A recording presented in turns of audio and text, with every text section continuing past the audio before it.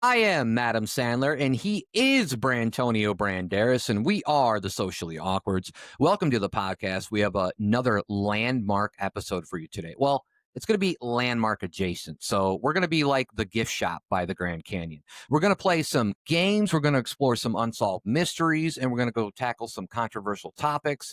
That and much more on this week's episode. But I think it's time to touch base for just a second with my equally awkward co-host, Brantonio. Brantonio, I heard that you were Zorro's stunt double and you were primarily used for carving the letter Z into people's shirts with a sword. So can you tell us anything about that? Was that a fun time for you? Yeah, it was really great. I misheard them and thought it was carving ends, but they just turned me sideways, and that's how they That's shot it. yeah, that's good. They turned you sideways? You couldn't do you that's right. You were like a sideways walker is what they called you back in Yeah, the day. yeah. I had that like Zoolander thing where I couldn't turn left. It was one of those I situations. got you. Yeah. Yeah. That Mhm. was tough for him. That was a tough time for Zoolander. I want to talk to you for a minute about something that's very important to me as I get older as a male. And I don't know if this is anything that you've been experiencing, but I was in the bathroom a couple days ago. I had my shirt off for reasons that I don't want to talk about. And I was realized that there was like a fly on the mirror, and I had to murder that fly, right? For that moment where you want to feel like God and shit. I had to murder that fly. But as I did it from the corner of the eye, I like saw something like jiggle, and I realized that it was like my man boobs. Like my man boobs were jiggling. And I just felt like and they in the jiggle physics on the man boob is really weird because it doesn't jiggle like up and down or left and right. It's like a on an angle. And so I don't know. Like, have you experienced man boob jiggling yet, or are you still like in a good phase to where you don't have to worry about that yet? I'll answer this seriously, Okay. Well, that was pretty I mean, it's a funny and story, but it's not like it's untrue. It was true. Like, I was worried. I'm yeah. like, "Oh, my I man haven't. boobs are I don't jiggling think I've now." experienced. You know what I noticed the jiggle is when is if I go for a jog, Mm. then I You look can feel it. down? I can notice it. Do you, like, look down and you're Yeah, it's like like I just feel in my chest like there's something that jogs with me, and I see, that's when I you got, notice like, it. some Yeah, extra baggage on the chest. yeah. Some extra Yeah, that is interesting. And I'm thinking to myself, I'm like, I hope that's muscle and that's not just like I don't know what that is. We'll just Right, forget right. about it. Yeah. Yeah, well, I mean, I don't know. It is weird because as you get older, and for the any young listeners or viewers out there, you don't realize that there's just certain things that happen, and nobody tells you these things. I mean, even if they do, it's like you're really young and you're just like, "Nah," you just kinda brush it off like it's nothing. But, all right, well, before we get into some games, because we're gonna play a Family Feud style, game, I know you have something you wanna talk to us about, and it's called Three Eye is it It's three eye atlas. Three Eye Atlas? It's So no three D eye at the dash okay, three eye slash. Is it slash? I think it's three eye slash atlas. I've seen it written two different ways okay. before. Well, this is something that's very endearing to your soul, and you wanna Well, I share it don't with know. the world. I'm Endearing's a sorry. heavy-handed word, but I'm gonna let's say just endearing, say yeah. let's just say like I'm in love with it and it's the one for me. So Okay. Let's go for it. yeah, it's Three Eye Atlas. It's an interstellar visitor that will be visiting us very soon, and it comes from outer space. And we've had a couple of these before. So this was discovered this year. It was identified by NASA's Atlas survey, which stands for Asteroid Terrestrial Impact Last Alert System. Clever. Yeah, yeah, yeah. Easy to remember, rolls up the tongue. Mhm. Discovered in July 2025. Its trajectory is hyperbolic, meaning it is not in orbit, but it's just passing through. So this thing does not orbit our sun. It's interstellar, so it comes from outside our solar system. And we've had three of these confirmed. So this is the third confirmed interstellar object entering the solar system. The first one, I don't have all the information handy, but the first one was, I believe it was the Oumuamua. Did you ever hear that? I had a cow named that, but no, I never heard that. Okay. Yeah. So what's really interesting about these is that they're very peculiar. They have interesting like characteristics, and some people have theories that they're not just floating pieces of rock randomly hurtling through the galaxy, but they are possibly some sort of advanced technological craft or interstellar visitor made up to be a rock, or maybe it's something more than a rock, because these things are still far enough away to where we're not getting like great imaging of them, and we don't know exactly, we don't get all the information on them, but they're very interesting. So I have some factoids I will list off about this, and we can talk about it and see if anything strikes us as interesting or not. The first one is the size. The size of this one is, what's that? Nothing. I'm just sorry. Yeah. I The first suffer from random laughing disease. My bad. That's the Joaquin Phoenix Joker disease, right? Yeah. Yeah, it definitely is. That's when yeah. Yeah, Hopefully, I'm sure there's other differences between you and him, though. Um, not at all. the size. So the size says it's uncertain, because of the bright dust and gas cloud. So it makes what they call like the nucleus of this thing. It's hard to isolate. But the estimates range from between a third of a kilometer to about 5.6 kilometers in diameter. So That what do you think is about that? huge. I'm sorry, huge. Huge? Huge. Yeah, yeah. My bad. So yeah, this thing is very interesting. It's coming from outer space. People don't know what to make of it. There's lots of theories that what do you think? I think it's a What do you think toaster. the toaster? Yeah, well, I hope Okay. so. My toaster's on the fritz, man. Yeah, but no, no, go ahead. Do you have any more fat? Was that it? Well, before I list them off, because I mean I can list Like, these are you all trying to these get things like a off in a just row. a you want to get my opinion, which is Yeah, I my want to get internet your opinion, opinion. because I have a Yeah. personal opinion and then an internet opinion, which I based on everybody else's. Okay. I don't know. When people start talking about like it could be this, it could be that, it kind of I don't know. I tend to go with scientists on this. Like I don't know shit about shit, right? Well, I do know shit about shit, but nobody wants to talk about shit unless you're like a digestive health specialist or something. But I think that I mean, I love that people have an imagination about it. Like, I don't think that it's not like I'm against that. I just think that it's probably what it is. It's probably what they say it is, right? That's usually what I go with. But it is interesting to kind of just think about those things and to kind of let your brain wander and say, "Oh, it could be this." And I think it's healthy too, because we talked about imagination before on this podcast, and imagination is great. It just kind of gets you out of reality. It makes you think of things, and if stuff like that makes you excited and, gives you that Viagra flow that you like so much, then that's what you should do, Brandon. You should embrace these wonderful aliens. If they were aliens though, and they came back and they were like really friendly. Let's say, oh, this is we're gonna go off on a little tangent here, and hopefully I don't get you off track too much. If an alien landed in your backyard and you were the first one to talk to it, and however it talked, whether it just like you could just understand it because it was making you understand it, or it Yeah. was telepathic or whatever, like what would be the first question you would ask that alien? I think immediately I would want to go into, the high fives where you connect up top and then you come around and you hit at the bottom when you walk by someone. You want to do that with an alien? Yeah, I just think that would be the first, probably the simplest hello you could do. Would you have to explain Something. it to him? Like, even though an alien's like, do you No, think he no. already like that alien already, he studied Earth enough to where he's like, this guy's gonna, or maybe he can just read your mind. Yeah, I just feel like he should get it, and if he doesn't, then I don't know. I don't know if he's worth my time. I hear you. I'd probably just ask him if he had change for a 20. Yeah, yeah, that'd be good. But Yeah. he'd probably give it to you in like alien bucks, Oh, right? What would how those look much would like? an alien butt go for on eBay, man? It would be I don't crazy, know. right? Think about those Jesus shaped Well, crackers that get sold off for like hundreds of thousands of yeah. dollars. And you're like, oh, wow.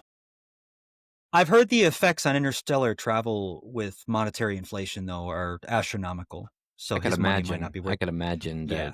I mean, just chocolate is crazy, so I can't imagine interstellar travel what that's costing. But you got more. You got more facts to blast at me. Sure. Well, real quickly, I did Go ahead. want to Go ahead. say, well, the question that I would ask him, because I would do the high five thing, and Right. Right. he would get it correct because aliens are cool.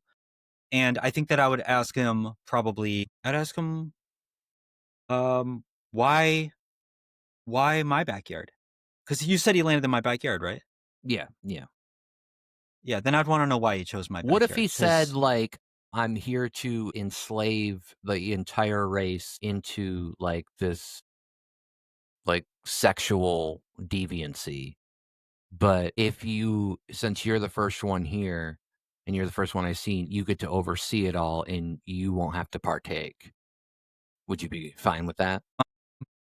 That's a I thinker. guess I'd go with it. Yeah, I will I mean, I'm not gonna defy the new overlord immediately. That's true, that's true. So, I would have to go with it for a period of time and plot behind his back. That would be a slow burn situation. Yeah, I would go with it immediately. While It's a we're tough all one. getting butt plugged by aliens, you're just gonna be like, "Ah, well, I'll figure it out, guys. I'll figure it out." Is that what you're gonna be? Yeah. You're gonna be like, "I'll." Yeah, I'd probably do something like more grapes, and then I would go, and then somebody would complain, and I'd be like, "I'm working on it, Right, guys." right. Well, you gotta Yeah. have more grapes, man. Don't fuck with people's Yeah, grapes. there's just not enough grapes, and, you get them from the store, and it's such a pain to wash them because and then you don't wanna wash a little bit of the grapes, so you gotta wash all of them, Yeah. but now you got too many washed grapes to eat at once, and so, That leads you to this is wrath. the great problem. Right, it'd be yeah, Um, big old grapes of and wrath there. if an alien can solve that for me, then that'll get quite a bit of loyalty out of me. Yeah. So it'll be like yeah, I get it. It'll be a lot of, sex slaving happening, and then, like, 6 months later, the alien actually just, like, undoes his suit, and he just turns out to be, like, I don't know, Mike Tyson or something. He's like, "Just Yeah. kidding," you know? No tattoo Right, yeah. on the face. Yeah, that's just Yeah, part of just the the worst of everything. right. So, a couple other facts to list off, and these are just ones yeah, I'll list them off here. We'll see if any of them strike you oddly. So this is only the 3rd visitor ever found like this. We've only ever confirmed Oumuamua in 2017, and there's one, I don't know if I'm pronouncing it right, Borisov in 2019, and now 3 That is Islets in correct. 2025. Okay, thank you. Because these objects are so rare, each one feels special, and some people lead to alien technology as When was explanations. the first one again? 2017. So this is just a recent thing that's been happening, or have we just not had stuff that was strong enough to detect it or something? That's the question, isn't it? That's the question. It's sort of like autism. It's like, is there more? Or are we just detecting it now? And that's what we don't know. I would suspect that we're probably. I think the best answer is probably that we're detecting these things more now because they're coming from interstellar space. We have to try to. I think we only detected it. Correct me if I'm wrong in the comments.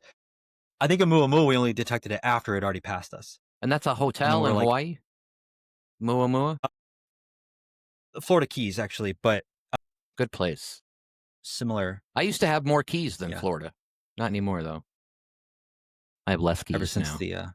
Ever since the with that great key hurricane, stealing with that epidemic. hurricane, yeah, Yeah, it was yeah. yeah, It might have that wiped might, out some keys, yeah, I don't know. it might invert that relationship. So you don't know. Oumuamua moved in a strange way. It did not have a visible tail, but it accelerated slightly as if pushed. That's another fact about Oumuamua, another one of these sort of interstellar visitors. Does it change speeds then, or is it just It did change speed. So there's a concept like when you're passing by a planet that did you see Interstellar? yes, Matthew McConaughey? Yeah, yes. great movie. So, Alright, do you remember the scene? Remember when he gets dumped into the black hole and he's like, you have to leave something behind to sort yes, of accelerate? yes. So that's how these things can move faster. So when you're passing by the sun, you can leave something behind because the gravity that pulled you in. So you were heavier when the gravity pulled you in, or there was more mass because weight is more of a measurement of I think how you are on that planet. I don't want to get into the details because I might say something wrong here, Right. but you have more mass going into the planet. You leave something behind, and now you're flung out, and you have less mass, so you can pick up speed as you go by leaving something behind. And Oumuamua accelerated slightly, but yet didn't have a visible tail, so it wasn't obvious to us that it was leaving anything behind. Yet it accelerated as it went by. That is probably scientifically explainable as like we just didn't see what was happening, but it's still interesting. Were there any debris left on Earth from any of these? Not that I know of. I don't think I heard of Okay, anything alright. about debris. Did it, is it Superman? It could have been. When I was looking at the periodic table earlier, I noticed there was an element called krypton. Right. Are you aware of that? Yeah, the No, element krypton. yeah. First of all, I like how you just like randomly brought that up because people don't know what we were talking about before. So people are just like, this guy just goes and looks at the periodic table of elements every day. It's like, dude, come on, don't knock it, guys. It's cool to do. It's the new First thing. off, at least once every 10 years, I look at that table. Yeah, yeah. Yeah. It's a good table, man. It's wonderful. You got any more facts on this? Yeah, sure. Let me list off a couple more and I'll be out of this segment. Finally. No, Three Eye Atlas. So it has weird chemistry. So it's coma. I don't know if I'm pronouncing that right. Coma. Is that a word that they use for these things? It's coma is I don't it might know. be comma. It's it's dominated by CO2, which is way more than most comets we know. The ratio of CO2 to H2O is unusually high, making it stand out chemically. For scientists, this suggests exotic formation conditions. For UFO enthusiasts, it sparks not natural theories. Hmm. So that's some other interesting things Well, about it. for UFO, and I believe it's not UFO anymore, right? Like they tried to change that to what is it, UAP? Yeah, phenomenon because Because of the because stigma that it kind of got for people saying that they saw a yeah. UFO. Also, some things are not objects. Like there's That's or they're true, not yeah. they're not objects in the way we think of objects, right? There could Right. be gas emissions or weird floating energy spheres and in phenomenon. Phenomena. No, you're singing that song Phenomena from Phenomena. Yeah, they had to use the word phenomena, I think, for that, which is the plural of phenomenon. I just had to look that up. Phenomena. So Phenom. I wish that would have been better. Yeah. Yeah, phenomena is yeah. I love when they do that with like octopi, and Yeah, but no one at NASA is a fun guy. they are not. They are nowhere near mushrooms. All right. Any more? Any more? That was it? No, that's all I got. Okay, so this is Yeah, the that's it. Three Eye Atlas. If anybody wants to comment, comment below. I mean, comment below, and tell us what you think about this. Whether it's like some kind of I don't know, alien aircraft, or maybe some kind of transformer, or maybe it's I don't know who's that? Marvin the Martian. Maybe it's Marvin the Martian. That'd be Yeah, interesting. what is that from? That's Marvin the Looney Martian. Is that a Tunes, or cereal? well, they Oh, probably do yeah. have a cereal because didn't like all cartoons have a cereal at some point? They might. I don't know. Yeah. All right. Well, yeah, that's the Three Eye Atlas. And okay, well, thank you for bringing that to our attention. I'm sure we've got a lot of people out there that have turned off the podcast, and we ask you to turn it back on now. No, I'm just kidding. All right. So, are you ready to play some? I'm ready. Let's go. All right. Do you want to go first, or do you want me to go first? I should probably explain the rules for everybody who doesn't know what we're talking about. Family Feud is a show that's currently hosted by Steve Harvey. It was also once hosted by a guy who actually offed himself, and that's sad. But then after that, it was hosted by, I believe, Louis Anderson, who is passed now. So that's sad. But then it was hosted by the guy who played Al Borland for a while on Home Improvement. And from there, I don't remember who was hosting, but now I think everybody knows that for quite a while now, it has been Steve Harvey's show. So we're going to play a little Family Feud. Brandon and I, or I should say, Brantonio and I, have come up with three different surveys, and we are going to ask each other these questions. We'll each have five answers provided, and if we can guess each other's answers. We'll play like Family Feud. Number one will, if we guess number one, it'll be worth 50 points. Number two will be worth 40. Number three will be worth 30. Number two will be worth 20. And number one will be 10. If you get the whole smashing kabooble, if you get the kabooble going, that means you got all five rows, five right in the row. You get 150 points, and you get to say you got a kabooble, which is great because if you go around and tell your friends that, they're going to just be excited to hear that. Um, Yeah. so we're going to play, and we're each going to get three strikes. And would you like to go first with yours? You can start if you want. I think I would rather you go first on this one. Because I want to see how you frame your question, how it plays out, and I want to follow your lead on Well, this. I'm going to say, so for my first question, I will tell you what it is, and then I'm going to tell you how I went by coming up with my five answers. My first question is, give me a movie title that starts with a number. Now, basically, how I did this is I just thought of the first 5 movies in my head. So this might be a little difficult. I don't know. And then I ranked them by how much I like those 5 movies. I see. So, Okay. Brandon, 5 surveys, five answers are on the board. Give me a movie title that starts with a number. Get into my brain. Get into my brain. No, get out of there. Okay. It's full.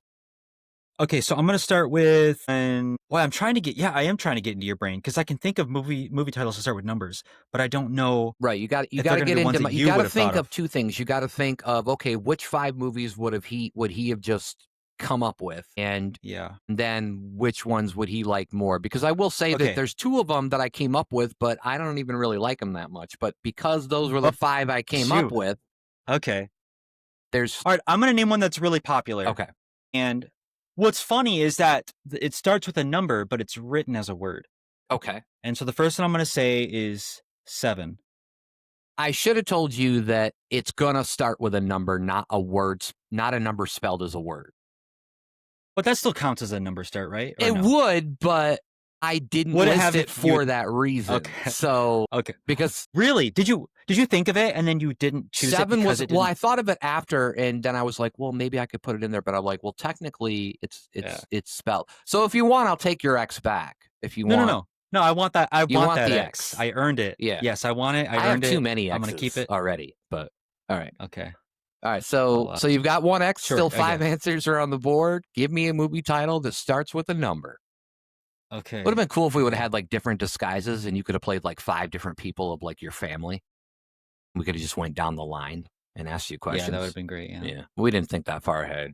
Um, I'm I actually I'm Atlas. worried because I'm drawing blanks on number movies already. It's all right. So this is worrying If me. you want I'm just clues, gonna I start think we listing should be able to numbers. give clues too. So if you want clues, let me know. Okay.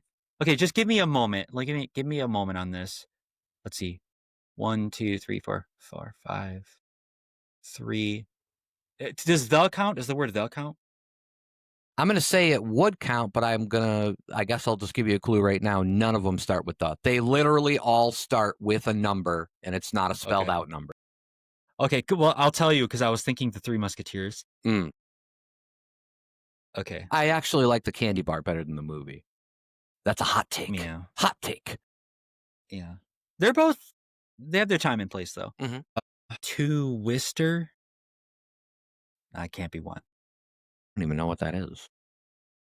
Just I should have shaved Twister. because with my mouth so close to the microphone, it just looks like a black penis with a lot of peach fuzz at the end. Uh, isn't okay. Sorry, go ahead. I don't have a comment on that. That's Isn't there? fine. There's one called like 8, right? Like eight heads in a duffel bag or something like that. There is one Is that one? called that. I don't know if it's an actual number, if it's spelled out. It might just be the number, but that if do you want that to be one of your answers? Yeah. Yeah. Give me the X.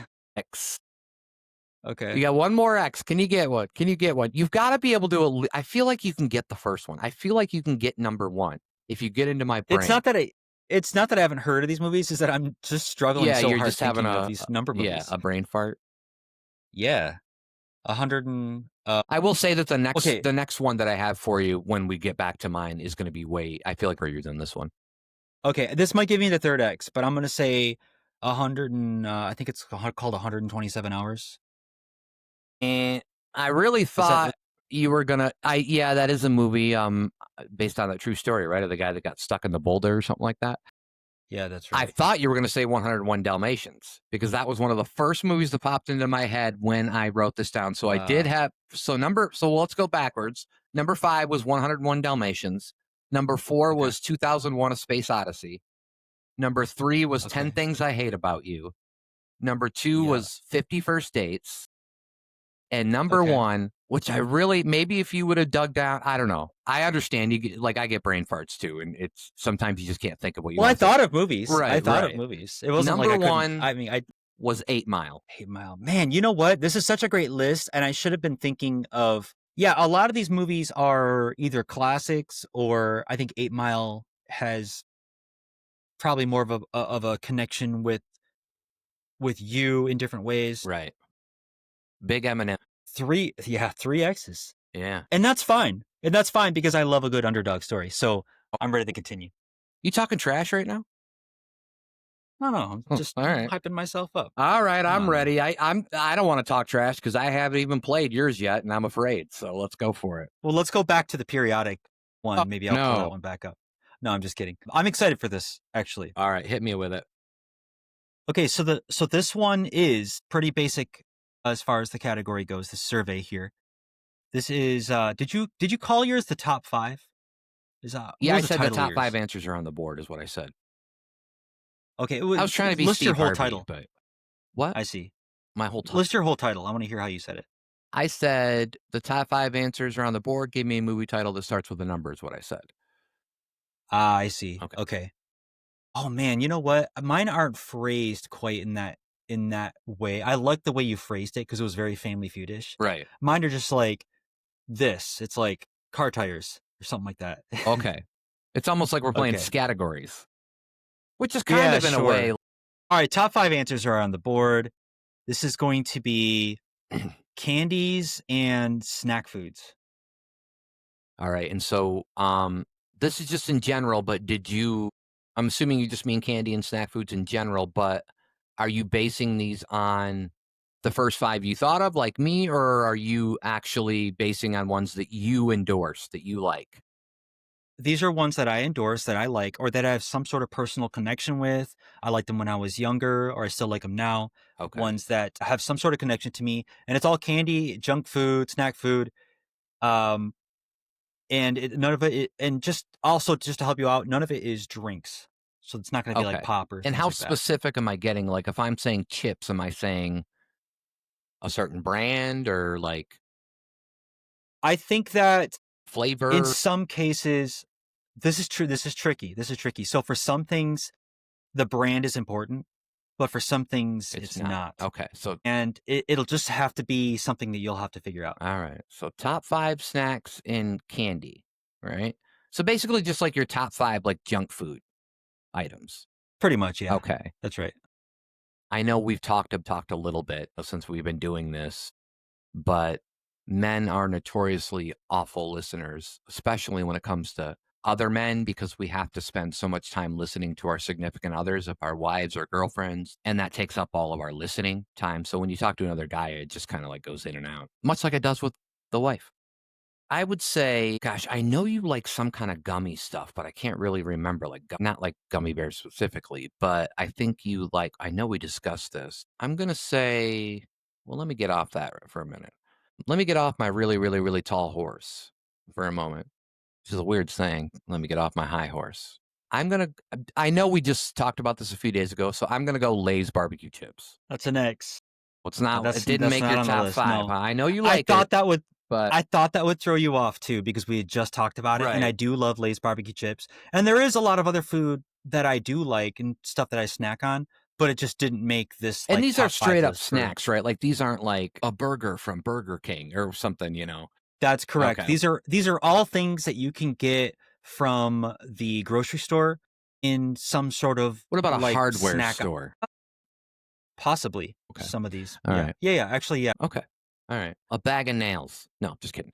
That's a joke. That's a joke guess. Okay. How All right. about God, I don't know what you like gummy flavor. I know you like something like that. I don't know if it made the list, but I'm gonna get specific here, and it's probably not this, but I'm gonna go Haribo gummy bears. Okay. I think yes, you got this one. So I just wrote gummy bears. This is one of the ones that I did not write a Okay. brand for. Okay. And because I think gummy bears is just a broad thing, broad category Right. enough to, but Haribo is a great brand of gummy bears. Don't get me wrong. Yeah. When I was You say younger, by the way, Harry this is Bow? number, yeah, it's, yeah. Yeah. When I was younger, I went fishing a couple times with my father, and we were not having much luck out there fishing. And as a kid, and one of the snacks that I would always have handy was gummy bears, or fairly often I would. And there was one time I threw a gummy bear over the side of the boat, and a fish jumped up and caught it out of the water. And after that, they started putting gummy bears on the hooks instead of the crawlers that we had. You guys And probably we that's and it, insane, like, fish would bite that. fish are just eating the gummy bears. I don't know if that's part of, like, a balanced diet for a fish. It's not even part of a balanced Yeah. diet for a human. Well, you got your gelatin, you Yeah. got your sugar. Right, That's you're, all there. don't That they, what like, else do you grind up, need? like, bone and stuff too? I don't know. I try not to I think read that's what's in yeah, gummy bears because they yeah. are good and they are delicious. Alright, so how many points was that worth? What number was that? That was number 4. That was number So that was worth 4. 20 points? Okay. Yeah, I don't have the point listing. I think, yeah, 20 points. Yeah. Is that right? Yeah. What does it go? 10, 20, 30, 40, 50? Yeah, and I think I said it wrong when I was when I was explaining it to everybody. Yeah, it would be number 1 is 50, number 2 is 40, number 3 is 30, number yeah, I think I went back to 2 and 1 when I was talking, but number 4 would be 20 and number 5 would be 10 points. I see. All right, so I have 1 Alright, you got strike, 20 but I points. have 4 more answers on the board. All right. 20 points up on the board Yeah. for Matt. Gosh, I'm trying to think because there's probably I don't even know, like, this is just gonna be guesses because 'cause I'm not sure how much we've really discussed. Usually, I just ask you what's for dinner, so I guess that's why you didn't make that a question. You're like, "He's always asking me." Yeah. He knows because I write that shit down for my book. It's gonna be a total chapter of Brandon's dinners. It's gonna be great. How about what are you? Are you a hostess guy, maybe? Are you Little Debbie? Do you like Entenmann's? What is your breed? Maybe not so much because you don't have the jiggly boobs like I do yet. Like, at least not too bad. Mine are just jiggly for like I could just stand there and if it's too windy, they just jiggle.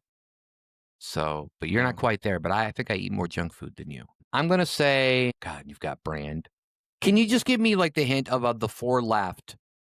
How many are branded? Like how many are based on brands or the brands is 3 important? 3 are branded, 1 is not. We can call them If you say branded. that's right, yeah, 3 are branded. Now, this being said, if there's one of these that I have the brand, but if you just say the thing it is, that would still get you the point. Okay. But the other 2, on the other 2, the brand is very important to what they are. All right, how about cupcakes? Is that a guess? That is a guess. You're not a cupcake fan, huh? I'm just thinking of Yeah. things that I'm thinking of things that I love right now. Should I be making the sound effect if you're just gonna edit and post? Probably not. Oh, Let's just go. maybe I can just pop it right in. I shouldn't even need to do the X. You'll probably just do a big red Yeah, X right on the yeah. Well, screen. I did an X2. That's fine. Yeah. Hopefully it'll all work out. Okay. All right. Well, you're about to get the third X, and I won't react. I'll just be still so you can do post production. All right. This is funny because this is not a problem of you thinking of snacks. It's the problem of you thinking of what I wrote down. Right, Because right. like for me, the movie number thing was like, but I think I would be willing to bet you are thinking of snacks, but you're just not sure it's the right snack. Yeah, I'm thinking of like a ton of snacks. So it's like, Yeah. but then like I think about them and then I'm like, oh, that kind of sounds good, and I get distracted because I kind of Yeah. want that snack now. How about I want to do something salty here. I just don't know what. Yeah.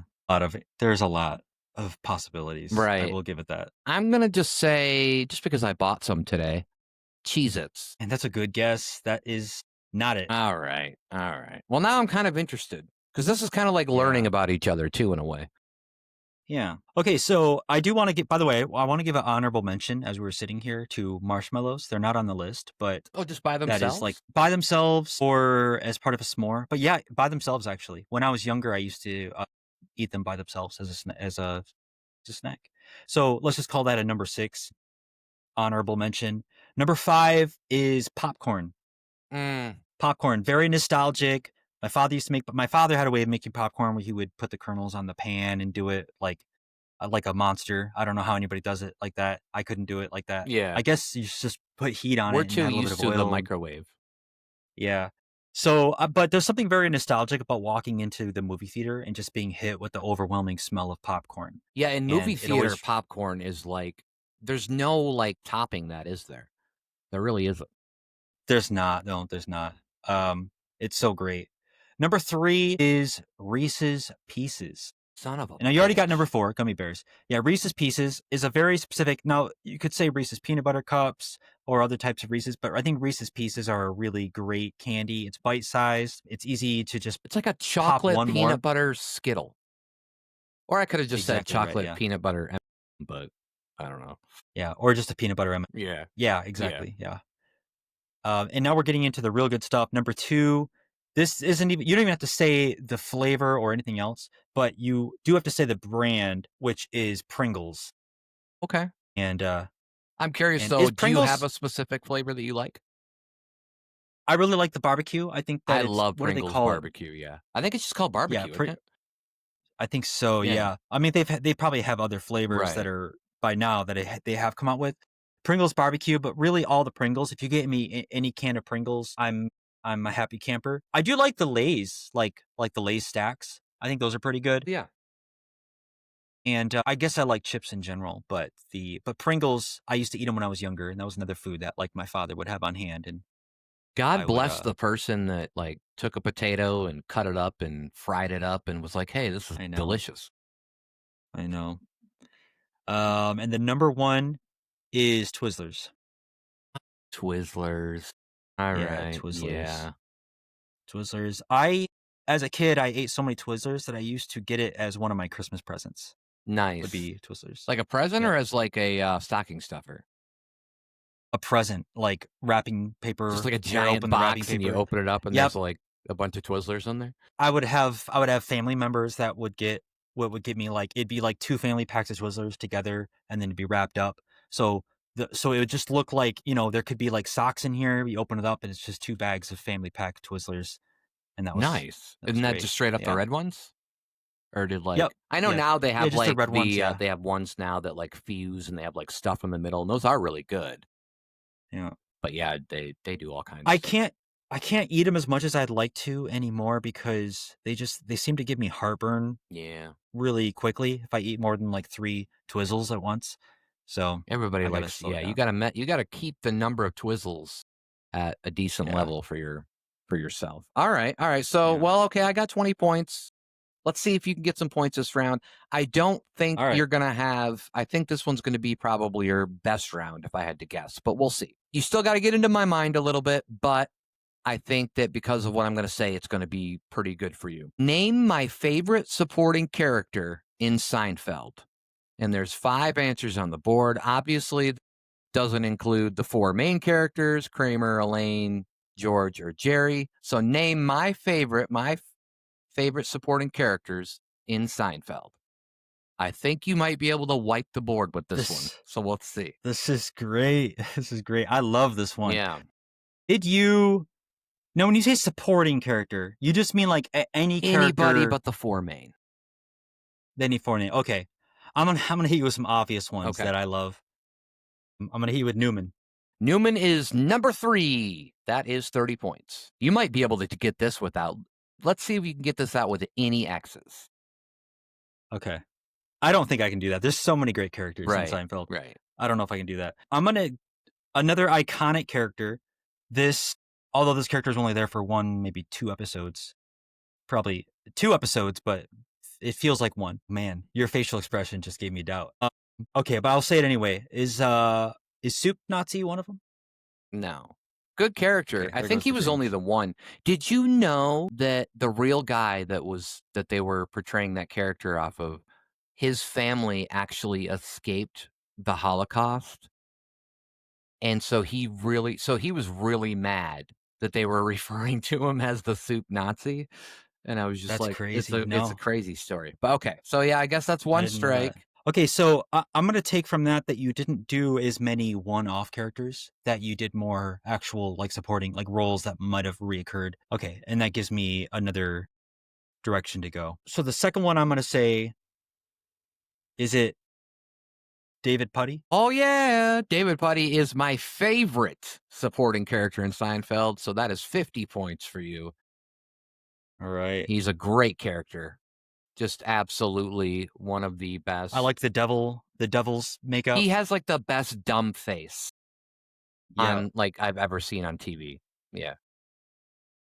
And I loved the car salesman, Yeah. that whole bit Yeah, the where high he was like, fives. yeah, the high fives were great, but I loved how he was going to give Seinfeld a deal, and then as soon as him and Elaine were off, he'd be like, all right, we're gonna add a key finders fee, and Yeah, we're gonna all add this this stuff fee and that this fee. yeah. Yeah, And then once they were back together, he was like, "Oh, that's all BS." He's like, That's actually a great I'm gonna, episode because I don't know if I'm sure you remember, but that's also the same episode that George tries to prove that one of the guys didn't take his or that one of the guys took his Twix bar because he was so hungry.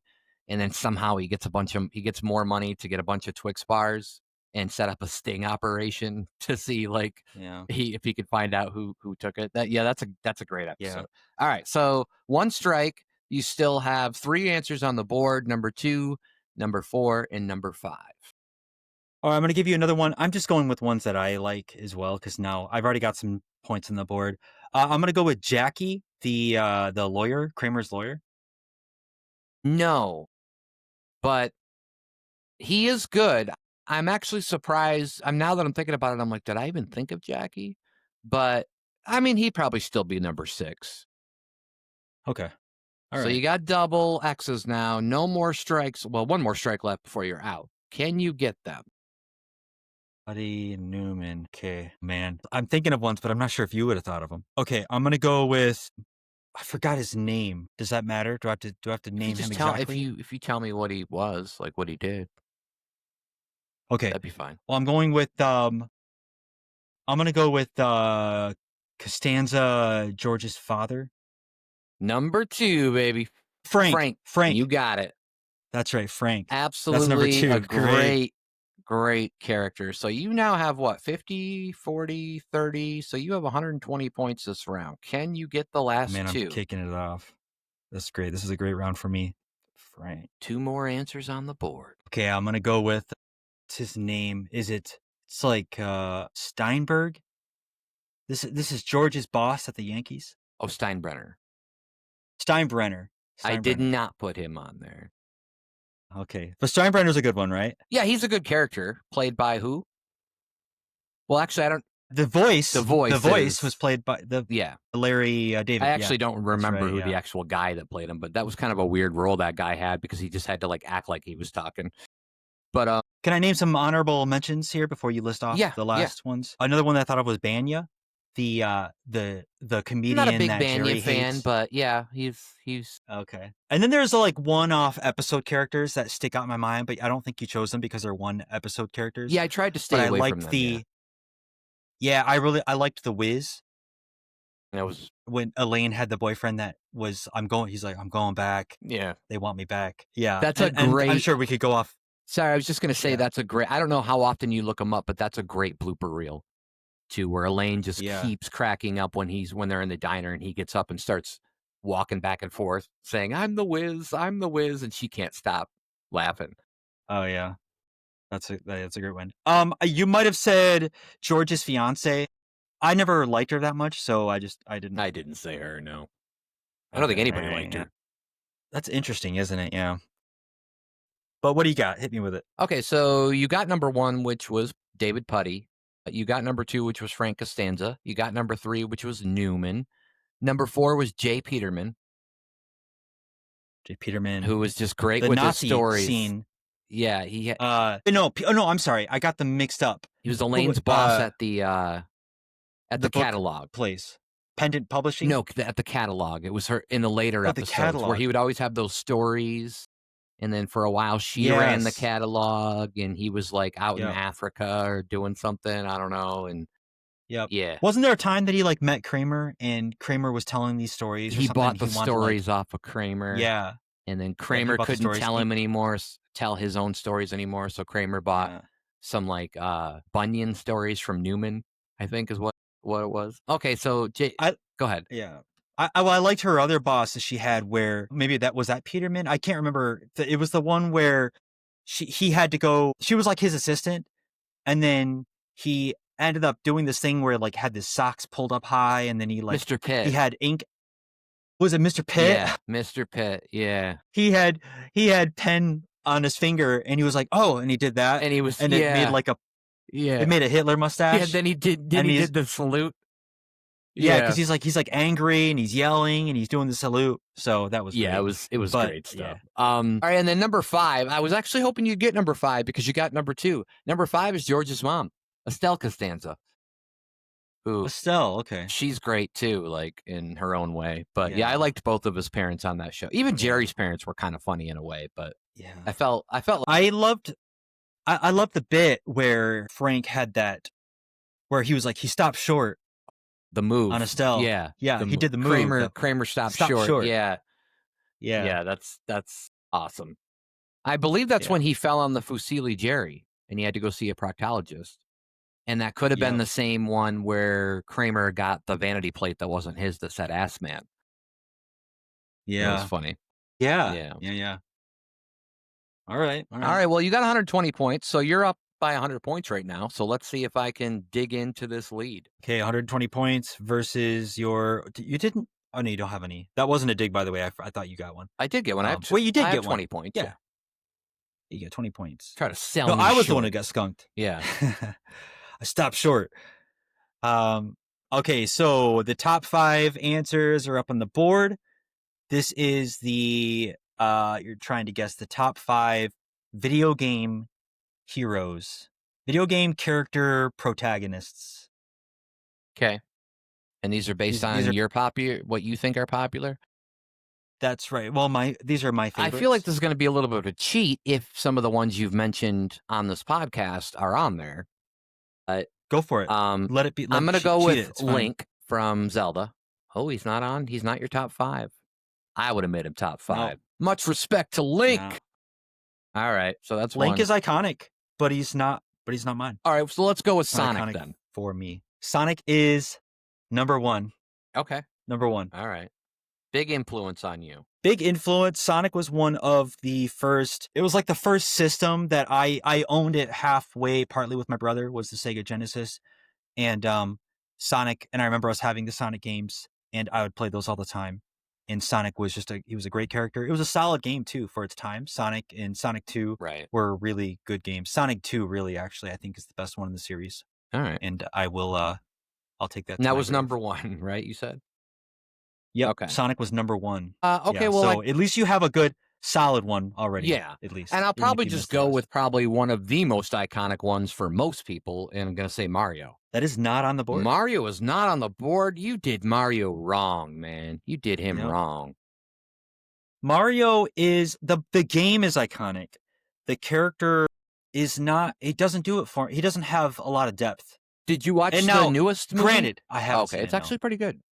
Even though everybody Yeah. was up in And arms that Chris Pratt was doing the voice, but it's a good movie. Yeah, I mean, I didn't care about that. Mario had maybe if I'd seen the movie, I'd put him on there. Now that being said, I said he didn't have a lot of depth, but that for one of my characters, that will be what's it called when you say that's something that's a contradiction? That's going to be hypocrisy. Oh, okay. Basically. Okay. That I just You're going to said be that. hypocritical? I don't know if It's a hypocritical I'm answer? going to be hypocritical. Okay. Yeah, because one of mine does not have. He's actually known for not having really any depth, but I'll give you that much of a hint. Okay, you can continue. Okay. There's going to be a lot of games that I think we kind of differed on how we played or like what we played. Yeah. Plus, I was more of a NES guy. I mean, NES guy. And I think you were more of a Sega guy for a while. And now you're on to Xbox. But isn't that what was that? Well, who made Sega? I would include. I'm getting off on a tangent. Never mind. Don't worry about that. Yeah. Well, Sega made Sega. Okay, yeah. That's what I was wondering. I would go in the direction of there's like Sega, I think Sony, I think like PlayStation and onward. I think PlayStation has a big influence on me, so I just want to say that as well. Okay. There's a lot of like first shooter type games or other games like that where I'm probably not going to know the names. I don't know if they're in there. They're probably not in here it depends. I don't want to say that. Okay. But yeah. I'm going to go with Duke Nukem. That's such a great one, but that is going to be a third X. Wow. Yeah. I'm sorry. So I'm I've sorry. got That's a really great one. That's an honorable mention actually, Duke Nukem. So I just got the 50 points. Yeah. That's all right, I guess. Well, tell me what they are. Well, number 5. So you got number 1. Gotcha. So you can feel good about that. Number 5. This is the one that's the hypocritical one, the contradictory one. This is going to be Steve from Minecraft. I've never played Minecraft at all in my life. Checks out. Minecraft, I believe, is the largest. It's it's a record-breaking game and as the largest, I don't know if it's the largest copy sold or something like that, but Right. there's some metric where Minecraft is basically like the largest game ever. Steve has basically zero depth to him, but he's just I've played it's a guilty pleasure of mine. I played quite a bit of Minecraft, so Steve had to be on the list. All right. All right. Yeah. He was number And two or five. he's number Okay, 5. you're going I'm working backwards. Gotcha. backwards. Yeah, yeah. Number 4 is Max Payne I from forgot about Max Payne. And yeah, from everybody Max kind of Payne. know, even if you haven't, I've seen other people play the game, but even if you haven't played the game, what they even made him, didn't Mark Wahlberg play him in the movie? Like, didn't they have a He movie? did, Yeah. which was not that great, Right, yeah, right. unfortunately. Not that I don't and no shade to Mark Wahlberg, just the movie No, wasn't that great. Wahlberg's great. Yeah. Yeah, Max Payne was I really love the brooding, like and especially like Max Payne 1 on the PlayStation.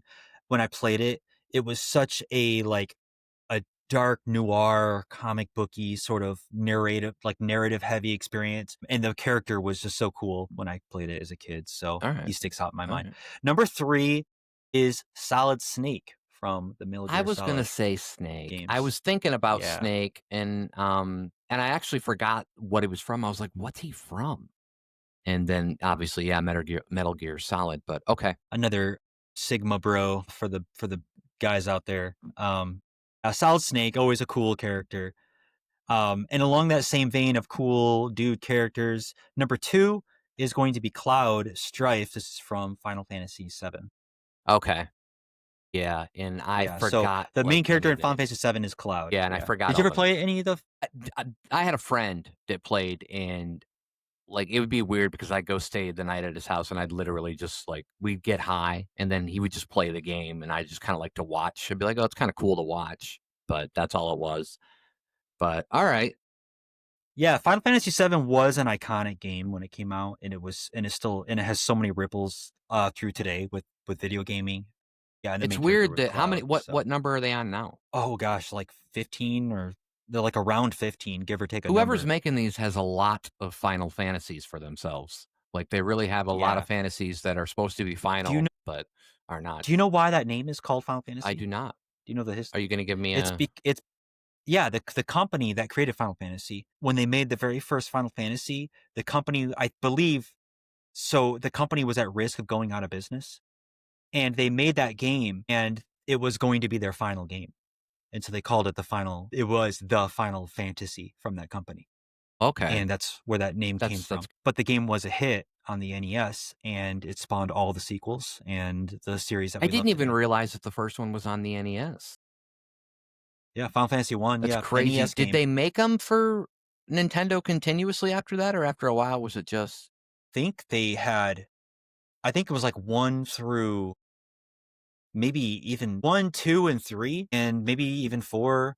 Boy, Final Fantasy, how many final I know 1 through 6 was before PlayStation, okay, yeah. Because but I really technically, wanna I find mean, they couldn't do a lot with, the Nintendo 64 because it wasn't gonna hold as much as the CDR would with the first PlayStation, right? yeah, yeah. And then we got the what was it? The Nintendo God, what was the Nintendo called? The first one that had the discs? It was before, like, Was the it, Wii. GameCube? Yes, there you go, thank you. Yeah. Yeah, I think that was the one where they GameCube. had So Breath of the Wild and stuff on it. yeah. Final Fantasy 1, 2, and 3 were on NES, but Final Fantasy 2 and 3 were not released in the US. So in the US, we would only be thinking of Final Fantasy 1 on as the NES game. Final If Fantasy somebody has any of 4, those games, I wonder if they any of those first 3 games, especially the 2 that weren't released in the US, I wonder if they're worth some money. Some of those things are starting to be worth some money now, those old school games. yeah. Alright. Final Fantasy 4 on the Super Nintendo, Final Fantasy 5 on the Super Famicom, which was the Japanese Nintendo, I believe. Final Fantasy 6 on Super NES, and then 7 and onward, obviously, like PlayStation and all that. Moving forward. Right. All right, yeah, moving on. Alright. Well, you are up by 50 points. I have one more for you, and then you have one more for me. I think this is probably gonna be a pretty easy one for you too, but it is geography related. Alright? So, the top 5 answers are on the board. Brandon, name a big city in Canada. Okay, I'm gonna say Quebec. All right, Quebec. Is that a city? Boy, I'm not gonna say like if I say a province as a city, I'm gonna Well, feel really that's gonna embarrassed. be probably, I think, one of the only ones that's because it's Quebec City, so, I mean, I'll accept it. It'd be like if Okay, you said, like, New York, if we were talking about America or something, I I see. wouldn't be like, "Oh, you're talking about the state?" So, Yeah. Quebec City is number 4, so that is 20 Okay. points. Okay. Alright. Montreal. I did not include Montreal, so that's your first strike. Wow, that's crazy. I thought of the and in this literally I did just think of the first 5 cities I could think of for some reason, and I wrote them down in the order that I would put them in for whatever reason. So 1 strike, 4 more answers on the board. Name a big Okay. city in Canada. Okay. I'm missing a really big city for some reason. I'm drawing a blank on it. I feel like there's at least Montreal. 2 more you could get. Yeah, I'm drawing blanks. I gotta try to think of like from a memory here. It's better to draw the blanks than to shoot 'em. Mm. Some people do both. Yeah, they do. Tom Blanks. I don't know if I can think of any other ones. I'm trying to think of the hockey team. Isn't there a hockey team from one of them that I'm like missing the name? Well, actually, out of all the 5 cities I have, Quebec is the only one that doesn't have a hockey team. So all Really? f the other 4 Oh do have no. a hockey team. My gosh. Where is I don't know. Is this in Canada? Calgary? Calgary's Is number that it? Is that it? 3. You Okay. got 30 more Oh my points. gosh. If I don't guess anymore, I'll be happy that I was able to at least get a third city from Canada because And it's that so wasn't bad. the 2 that I think you were that I said, "Hey, I think you can get 2 more." That wasn't one of Yeah. them. So It was solely because of hockey that I thought of that. right, right. Like the Calgary Flames. Yes. I'm like Chicago Blackhawks, Detroit Red Wings, You just listing off the Calgary NHL Flames. teams now? Yeah, and I don't know all of them, so that's a problem as well. Boy, there's a really big city that for some reason I cannot think of. Quebec is is not the more French city. Yes. Yeah. Or as they call it, Quebec. They literally have their own some of the members of what I think could be the parliament in Canada. Because I actually watched the Canadian Okay. election this year when it happened, and they have their own political, like, group over there, and that's, like, basically French speaking, and a couple of them always make it to the parliament. Still got number 1, number 2, and number 5 are on the board. I don't know. There should be a timer here. And if there was, I think that I'm tripping it. I don't know if I'm able to name any more cities, even though I know they exist and I know when you say them, I'm gonna think of them. But picking them out of the air, So you don't wanna can't even do it. guess? Because you have 2 more guesses. Well, I can't. I have to say the name of something to Right. guess. So, I mean, that's why I'm asking. Like, if you don't wanna guess, we'll just call it Yeah. your 2 strikes are up, and I can help you out or give you the answer. Or if you want a clue, Is there one that's a saint something? there are cities in Canada that start with that, but those aren't any of the ones Sure. that I've thought of. I think there's a St. Okay. John's and a couple other things too. St. John's, I think, Yeah. might be the capital of, like, I don't know, Newfoundland or New Brunswick or something. Uh, okay. Let me say Canada City. No, but Give me the they X. should have Let made me just rack up the X's. they should have put a Canada Yeah. City. Alright. Yeah. Let me just rack up the Alright, one X's. more How X. many X's do I got? You got 2 Okay. now. Um, Tor- There you go. Number 1, Toronto. You got the 50 points. Toronto Maple Leafs. My So you got gosh. 100 points total in this round, and you still have the number 2 Man. answer and the number 5 answer.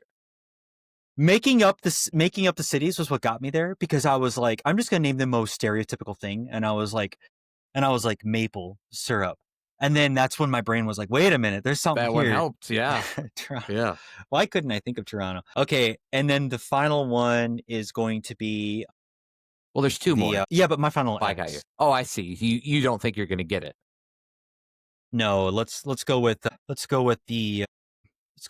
Inuitville. Oh, so close. So you were just off. All right. Number 2 Really, is Vancouver. Vancouver. And Yeah, number I've heard of 5 Vancouver. is Edmonton, which has the biggest mall in the Western Hemisphere. In fact, the Edmonton Oilers literally, well, I don't know if they still do, but they literally used to play in the mall, which was crazy. All right, so you got 100 points Edmonton from that. So you Oilers. have 220 points. Here's the thing. You can only get Wait a minute. what? Oh, I had 100. I was the one with Yeah, 120. you had 120. Oh, from Seinfeld. Yeah. Okay. And I only have 70, and the most that I can get in a round is 150 points. So I literally have to get all of them just to tie you. You know what? You could do this. You could do this on this final one. I think you can do All it. right. I I think you can like do the it because encouragement. this is a Let's do it. yeah. I think you can do it. Okay. This is more. I try to be objective, but I think this is more subjective. Okay. Okay. Are you ready for I this? am not, but let's do it. Okay. Top five. These are my top five. Okay. Okay. My top five, and these are you walk in. Imagine this: you walk into a gym, or maybe you don't. Maybe you walk into a Usually it's maybe you have a home gym. gyms are big guys, and I walk into him and he's like, "Get away." And then I'm like, "I'm Yeah. just looking for the weight Yeah. room." Yeah. Yeah. I was thinking more of gymnasium, but Okay. Gotcha. yes. Yeah. Like a school Yeah. gymnasium or like a No. Okay, forget all that. okay. You walk into Planet Fitness. How about There we that? go. You walk into Planet Okay. Fitness and the lunk alarm's going off because somebody just dropped weight. And you're not there to tan. You're there to work out. Okay. So these are the top five. Now they don't necessarily mean that you have to be in Planet Fitness to do these. So just think of it in general. These are the top five exercises. Okay. Okay, Top 5 top five exercises. exercises. Let's start Yeah. with squats. Okay, squats. You got it. Squats are number 2 on the board. All right. You write down Okay. squats. You know what's so great about the squat?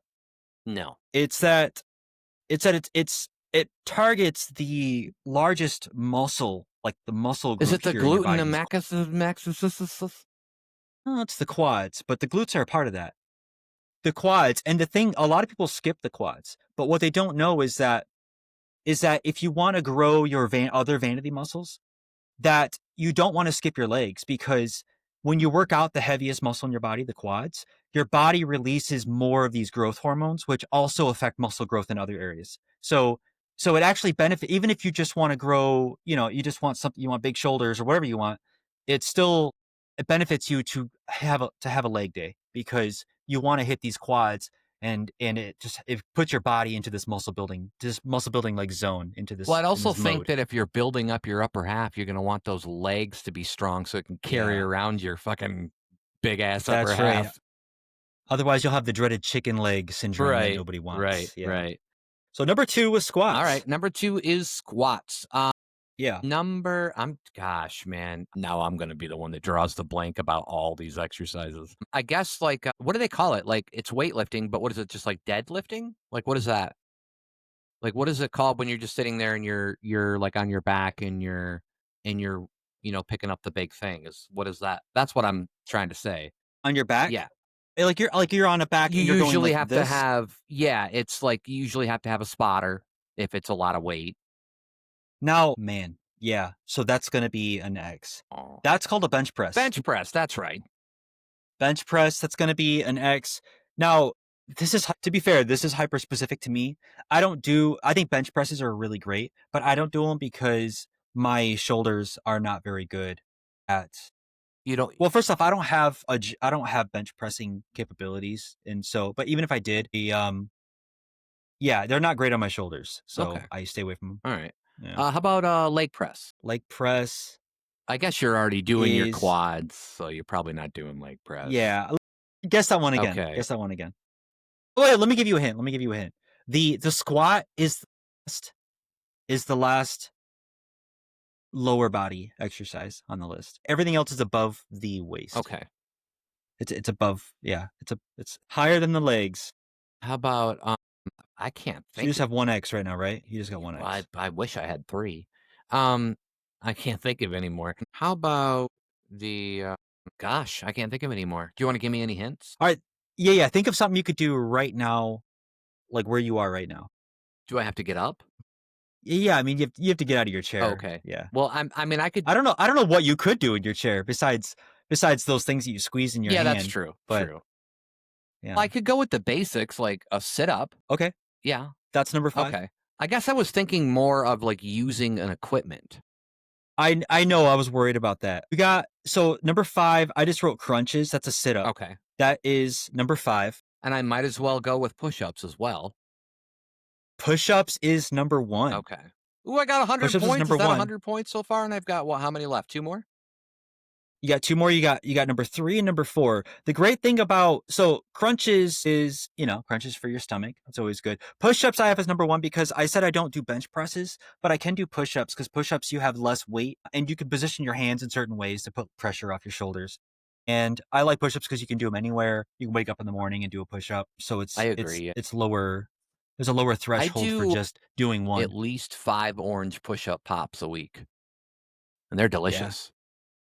But Yeah, yeah. they're really good. Yeah, those are good. Yeah. I do like push-up Yeah. pops.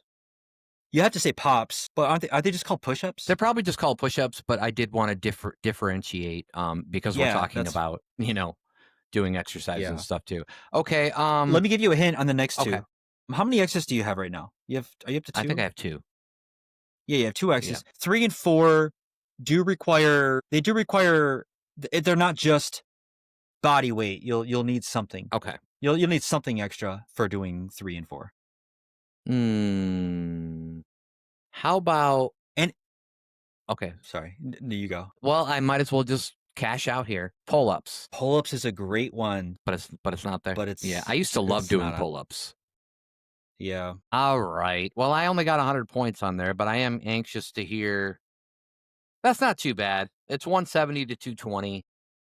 It's a good game. I thought it would be really simple to do, but then when I'm thinking about all the possible exercises, it was one of those things where I was like, "Oh, there actually is a lot more than I remember." Yeah, and by Um, my jiggly boob story earlier, I'm not exactly, like, a big time on the well, exercising. t to go along with the Jiggly Boob story, number 3 of them was, pec flies. I don't even know Pec what that flies. is. You know the machine where you're going like this? I think that was the one where the one dude, like, got crushed in one of the Final Destination movies when he was doing that. Maybe I didn't see that, but I probably loved was. I love those movies. The more gore, the So you better. miss pec flies. Yeah. I get you. And number 4 was bicep curls. This is just the simple act, you put like you go like that with something, you're curling your Oh, biceps. right. I'm usually doing that, but it's usually the other way, and I'm usually touching myself. But hey, Okay, what's that called? I don't know. I don't have a name for it yet. I'm sure I'll come up with one soon. But okay, that was Family Feud. You won by 50 points, although I did think I helped you with the Seinfeld category, but that's okay. We know for You did. next time. But no, 220 to 170. Good game. All right, yeah, we'll have to do that. We'll have to do that more in the future. Maybe if we got like a host, it'd be like a lot better and more efficient, but that's always tough. I'll give Yeah, Steve a and then we could play call. off each other. Yeah. It will be fun to give Steve a call, see what he says. But if he doesn't get back to you, I do like that idea because we playing off each other makes it so that way if one of us gets 3 X's, the other one can try to steal, Yes. and that would be Yeah, fun. it would be. Yeah. Yeah. So we definitely need to give Mr. Harvey a call. All right.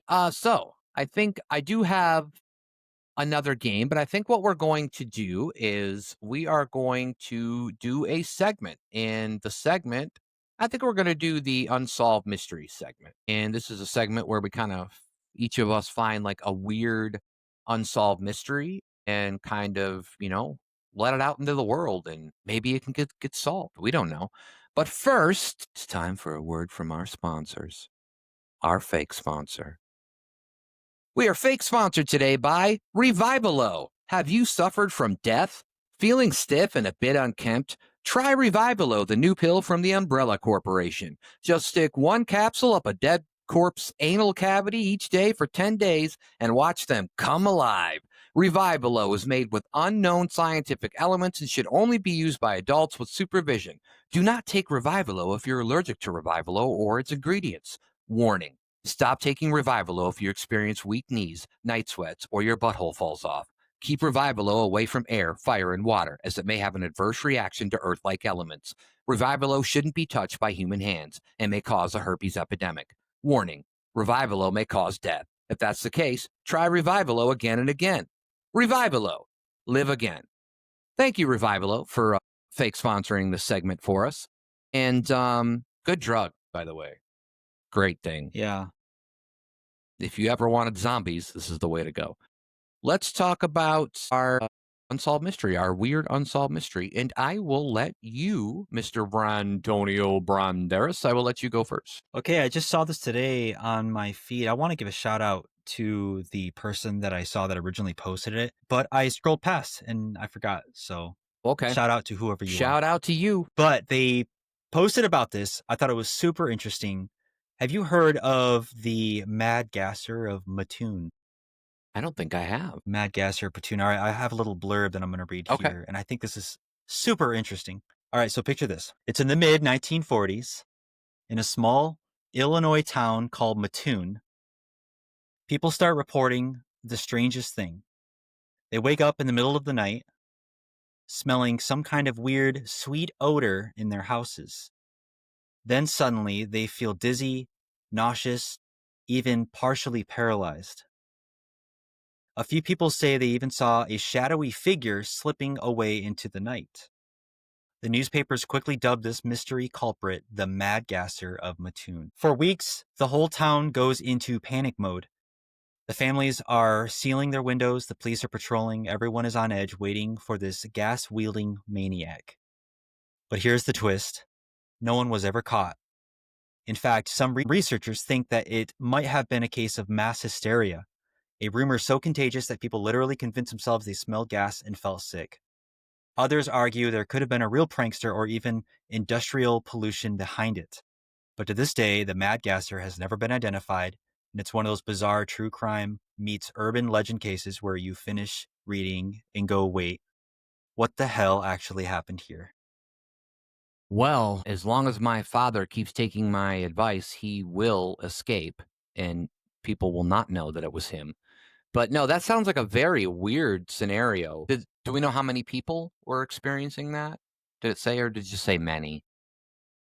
It just says Okay, people, plural. right. I don't know exactly how many complained about it, but it's so interesting because it makes it sound like somebody was like sneaking into your house during the night and paralyzing you with like some sort of smell. So you'd smell some sort of sweet, weird, gassy odor. You're paralyzed, and multiple people reported this. So it's like there were theories that there was some like local chemist or something that was trying to concoct some sort of solution that would paralyze somebody in the night so that way he could do whatever he wanted to do, but nobody knows exactly what it is. But multiple people reported this and nobody was It's ever also caught. like around the time where like you had what, like you said the 40s, right?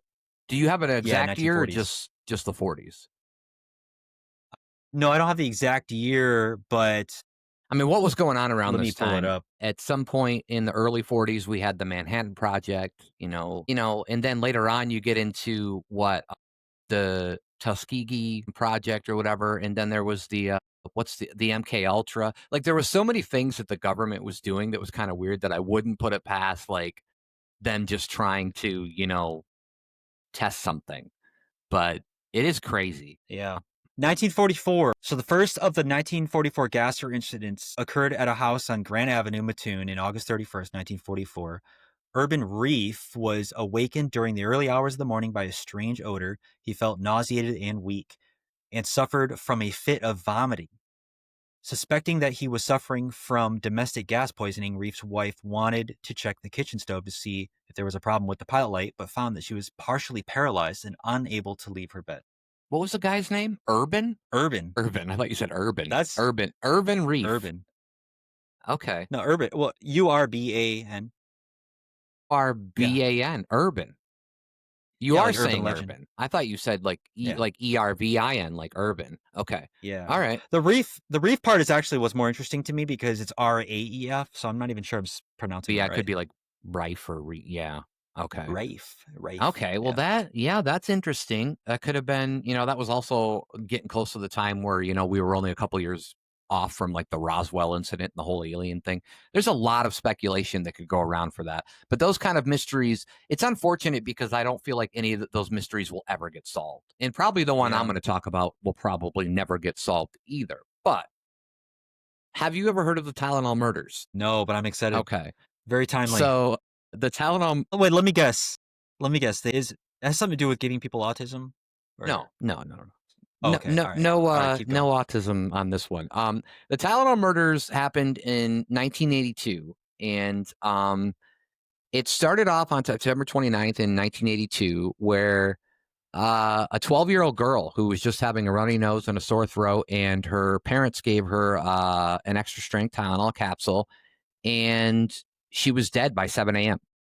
The Tylenol capsule was laced with highly poisonous potassium cyanide. So that was the first case. Then this started happening. There was a 27-year-old postal worker named Adam Janis of Arlington Heights of Arlington Heights, Illinois, and died what was initially thought to be a massive heart attack, but turned out to be cyanide poisoning. As well, his brother and sister-in-law rushed to his home to console their loved ones, both experiencing throbbing headaches and a uncommon response to a death in a family. Each took a Tylenol extra strength capsule or two from the same bottle Adam had used earlier that day. Stanley died that very day, and Teresa died 2 days later. That's insane to me. Like, they were just going to go over and see what was wrong with this guy. And because they had a headache, they took the same Tylenol he did, and they all died from that. A 35-year-old in Elmhurst, Illinois, died. Another 35-year-old from Chicago and a 27-year-old from Winfield. All of them took Tylenol shortly before they died.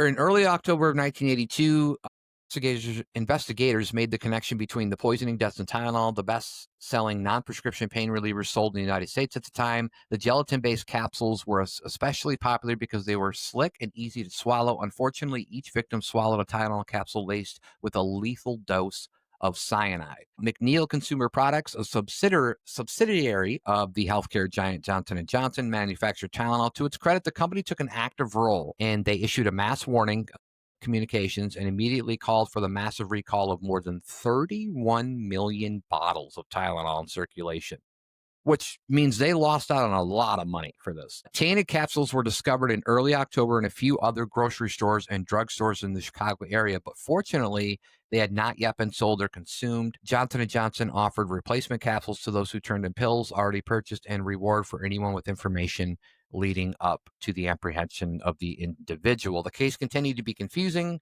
to the police, the drug maker, and the public at large. For example, Johnson & Johnson quickly established that cyanide lacing occurred after cases of Tylenol left the factory.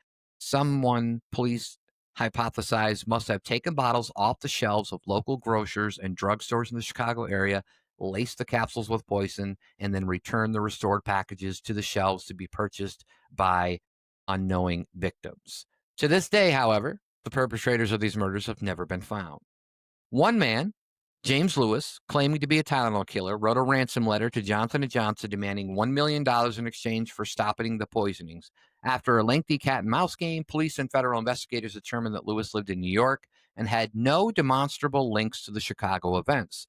That said, he was charged with extortion and sentenced to 20 years in prison. He was released in 1995 after only serving 13 years. And then he died. I can't remember what year he died, but it was in the last 10 years he died. They had some copycat poisonings involving Tylenol and other over-the-counter medications, again in the 1980s and the early 1990s, but Chicago's was the most deadly. Before the 1982 crisis, Tylenol controlled more than 35% of the over-the-counter pain reliever market. Only a few weeks after the murders, the number plummeted to less than 8%. But what Johnson & Johnson did is, first of all, the FDA passed new rules on what they had to make their packaging, because apparently it was very easy to open that and do stuff to this, whatever in the grocery store and then put it Yeah, back. because they all have seals. They have seals Right. on 'em And now. Johnson & Johnson Yeah. was partly responsible for creating the new tamper-proof packaging. And then all the other companies started following. So this is the famous Tylenol murders of 1982. And I will say that just by reading this, I think, and I've known about this for years, and I've always find this fascinating, but I think their response was actually pretty good. Like, they did a good job. They recalled the medication. They led the charge in making the tamper-proof seals and all that stuff so people couldn't do this again. For a company to do all that, that's probably something you wouldn't see much in this day and age. But it's very interesting. Yeah. I don't like it. That story gives me like 1% more apprehension for, like, next time I buy a bottle of medicine at the store, I'm going to be thinking twice about like making sure it's Yeah. all the seals are properly Right, right. closed Well, up. I know, but do you not do that with anything? Like, I mean, I do that with, like, if like, I don't drink pop anymore, but when I used to drink, pop, like, I would make sure, like, everything's, intact, right? And, I mean, any food Like that that I'm getting. the little click, the thing clicks apart, Right, the little ring that right, separates. yeah. Yeah. Yeah, I checked that. I also check the There top is of the a cap because it's very easy for somebody to just syringe the poke a top of the hole in it. cap. So Yeah. I always, like, tip it over to make sure it won't leak too. There's a family or not a family, there's a Dollar General right down the road from me that I don't that I've had a couple pops. I had a couple like Baja Blast Yeah. from, and I would refuse to drink them because I took off the lid and I screwed it off, and around the rim smelled like the floor of a factory or something, and it had a Wow. very strong smell, and Yeah. I just was like, it just turned me off the whole idea of even drinking it. Right. So it was like There's two of so those many that I people threw out because of yelling that. at their screens or yelling, like, at their audio, like, right now. They're like, "Well, you guys are crazy." It's like, "No, man, I mean, shit can happen. It's just crazy. You just never know." Yeah. So, yeah. That's super scary. The Tylenol murders, Yeah. those are super scary. And I when you were telling it, I was thinking it was going to be somebody at the factory that was the uh the culprit, Right, and I but think that would have been less it was scary, right? Because you at least know that, like, knowing that it was just some dude who was randomly going into stores yeah, is, you like, have to be is really evil scarier, because right? it's more premeditated because somebody at the factory, it's more of a crime of opportunity where it's like you're already there and like, how do you kill people? And you're like, well, I already work at the Tylenol plant, so Right. I'm just going to start lacing these. But somebody buying them or not, or whatever they were doing and, and putting them back on the shelf is so specific and you have to go out of your way to really carry that plan out. And so I don't like that. Yeah, it's even worse. Yeah, it is crazy. Yeah. And it's super sad the two people that showed up because the person died. They showed up, they have headaches, literally headaches induced from the sadness and trauma of the day that they were experiencing. Right. Like the brother or whoever this person was that died. And then they take some Tylenol. Did you say it was the gel caps or were you just saying that they do come in gel It caps? was the Or it was it was the the gel gel caps? caps, I It think. was Yeah. Oh yeah. I don't take That the would gel caps either. probably I I mean, only because if you're injecting cyan I don't know how like, easy that would be in, like, a hard pill. yeah. Yeah, S that's Yeah, true. so, they did it with the gel caps. But how many did he inject? I mean, like, is he going through every single gel cap in the bottle? No, I think Or it's is he just well, I don't that's a know. I don't lot. know how they did it because like I said, I mean, they did find more that were tampered with, but luckily they hadn't been Yeah. sold yet. And this is 1982, so I don't know where surveillance cameras are at this point, or I guess it would be CCTV or whatever it would be. In a lot of businesses nowadays, you couldn't get away with that. I don't think. I mean, everybody has cameras everywhere, so you would notice that. But back then, apparently it was easy, and even though there was that one guy Yeah. who wanted the ransom, they found out that he had nothing to do with it, and it's still That was another point that I wanted to bring up is that this might be unpopular, but I think that his sentence was a little harsh, actually, on that. for the You said 20 years. yeah, he served 13, so he must have got out early for whatever. That's still harsh. I think he should have got 2 or 3 years. Well, I mean, you're probably right in that sense because I think that it was one of those situations where he was screwed no matter what because they didn't have a suspect, and that's why the harsh sentence. Like they almost had Yeah. to punish somebody. Make They had to make an example out of him, Right. and tacking along with his punishment was the emotion in the air or surrounding everybody who'd gotten murdered by this Tylenol stuff. Right. So it was egregious, like what he did, it felt bad to everybody else. Even though if you just look at the crime and punishment of it, he committed a money crime that I don't think deserves more than a few years of Right. punishment at most on its surface. I always find it interesting when money crimes put you in jail longer than like rapists Oh yeah, because or like murder, like a lot of murderers don't even go in for that long sometimes, and even me, I was only in for a couple of years when I murdered the beat. Yeah, I yeah. murdered that beat, bro. I murdered it. Yeah, where'd you bury it? I can't tell you that. Man, That's it's a right. secret, Okay. man. You tell me after the Yeah, pod. well, I'll tell you after the pod. Um All right.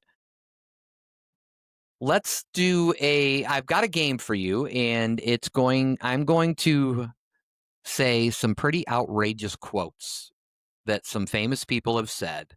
and I'm going to give you a multiple choice of famous people, and you're going to guess who said that quote.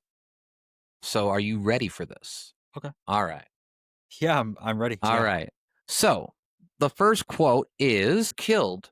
You've lost an important part of your life. Was this said by A, Drew Barrymore, B, Michael Richards, or C, Brooke Shields? Uh, I'm gonna guess Drew Barrymore. Brooke Shields said this. And I will say the quote again for people who Shields. didn't Okay. hear it the first time. Smoking kills. If you're killed, you've lost an important part of your life. I guess she's not wrong, but I think Yeah. you've lost all of your She's life. not. Right. All right. Yeah. What is well, now hold on a second. What is the most important part of your life? Smoking. No, I don't know. What it, yeah. What is the most important part of your life? I don't know because she's making it sound like, I don't know. I realize that celebrities talk a lot more than just the everyday person. And not only that, Yeah. they're always in the limelight, right? They're always being recorded, especially nowadays.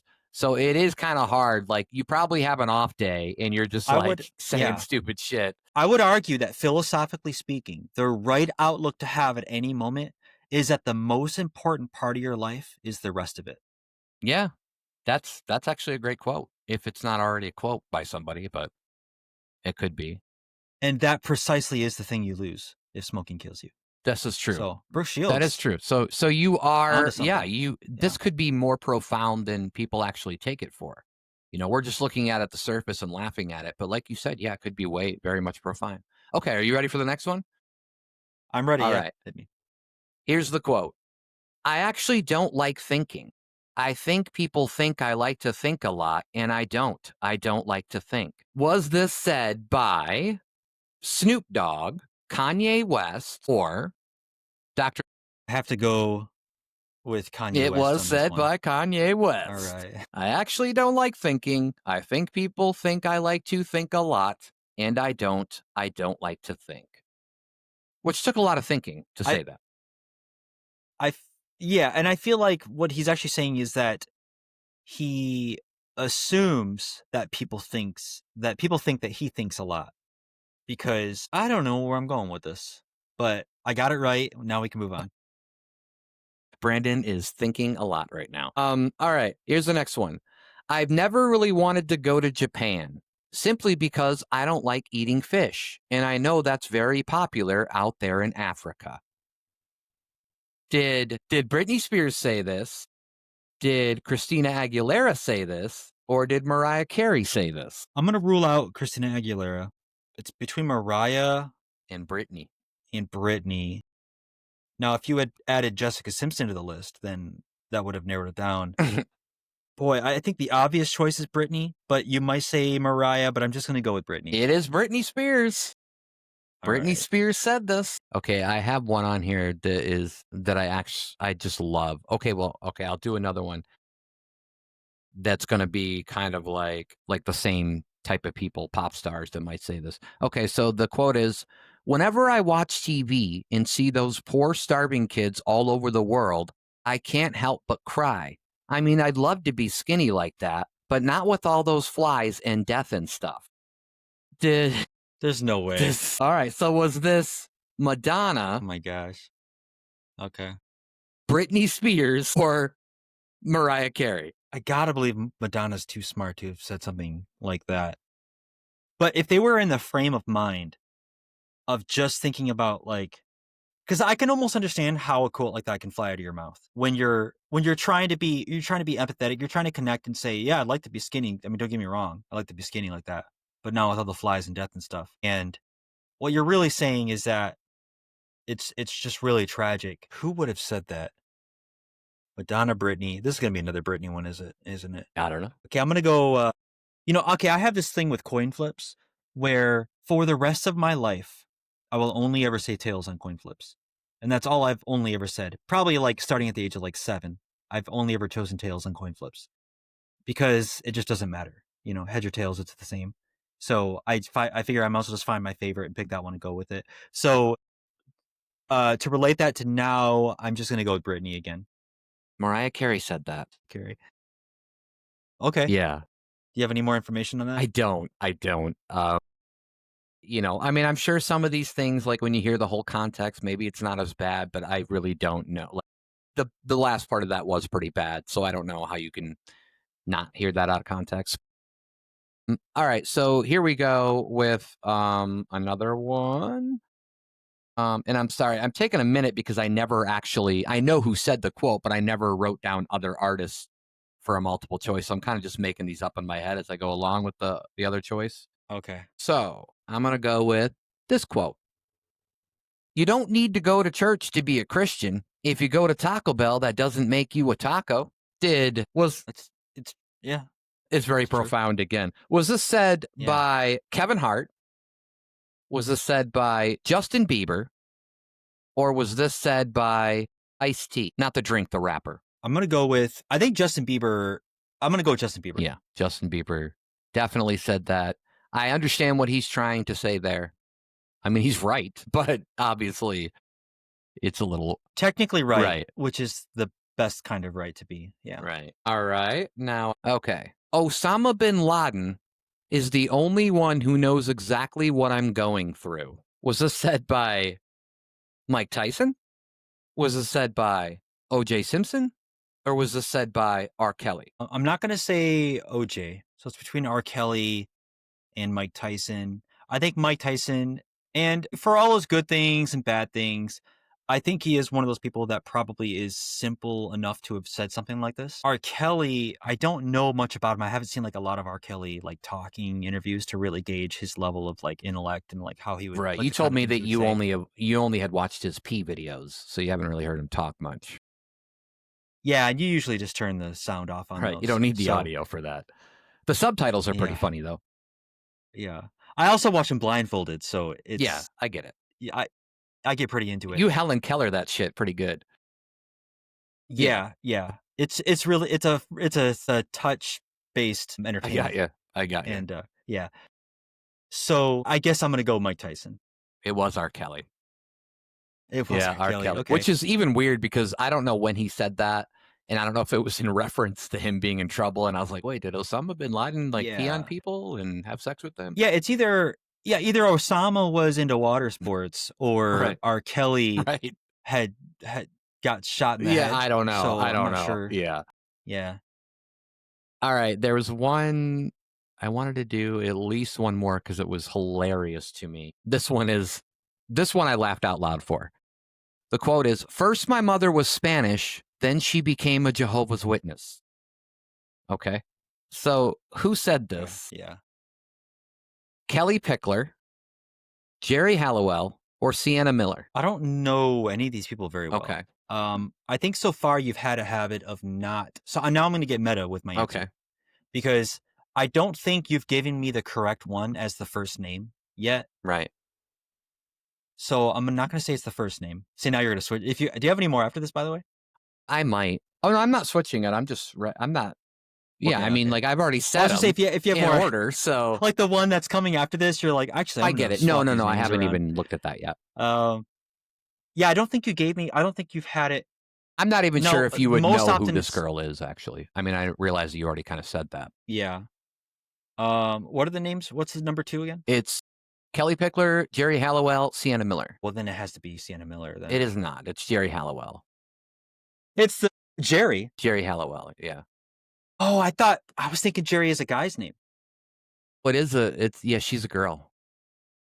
Yeah, they were all females. Yeah, Yeah, sorry. that's why I got it. That's why I got it wrong because you said this girl, and I was like, well, it's either the second or the third Right. option based on my meta analysis. And then when I heard Jerry, I was like, well, that's a guy. One of my best friends growing up was Jerry. To be fair, So it's spelled yeah. Geri. So, however they want Okay, to do it. that's fine. Yeah. Okay, I got that one All wrong. right. Tell me about Jerry. Well, I don't know. That's all I know about her. Her mother was Spanish, and then she became a Jehovah's Witness. So Yeah, I wonder. I don't think Yeah, she speaks Spanish anymore. Just crazy. yeah. I always think it's interesting when people are Jehovah's Witnesses and Jehovah. then they become Spanish. Yeah, He, yeah, yeah. Like, yeah. I mean, well, I know yeah, who's Jehovah. Well, no, I was going to say Jay Z, but he just says Hova. He didn't say Jehovah. yeah, Um. All right. yeah. Yeah, I do have another one. All right, the first one.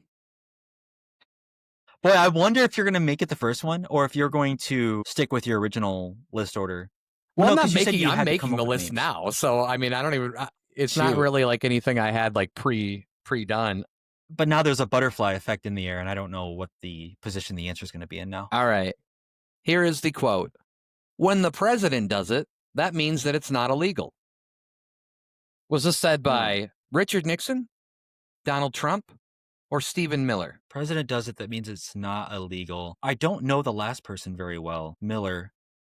Donald Trump is an obvious choice, but I think that Richard Nixon very, very likely could have said it because he got caught with some stuff, and he obviously there was a time where he was probably trying to wiggle his way out of it.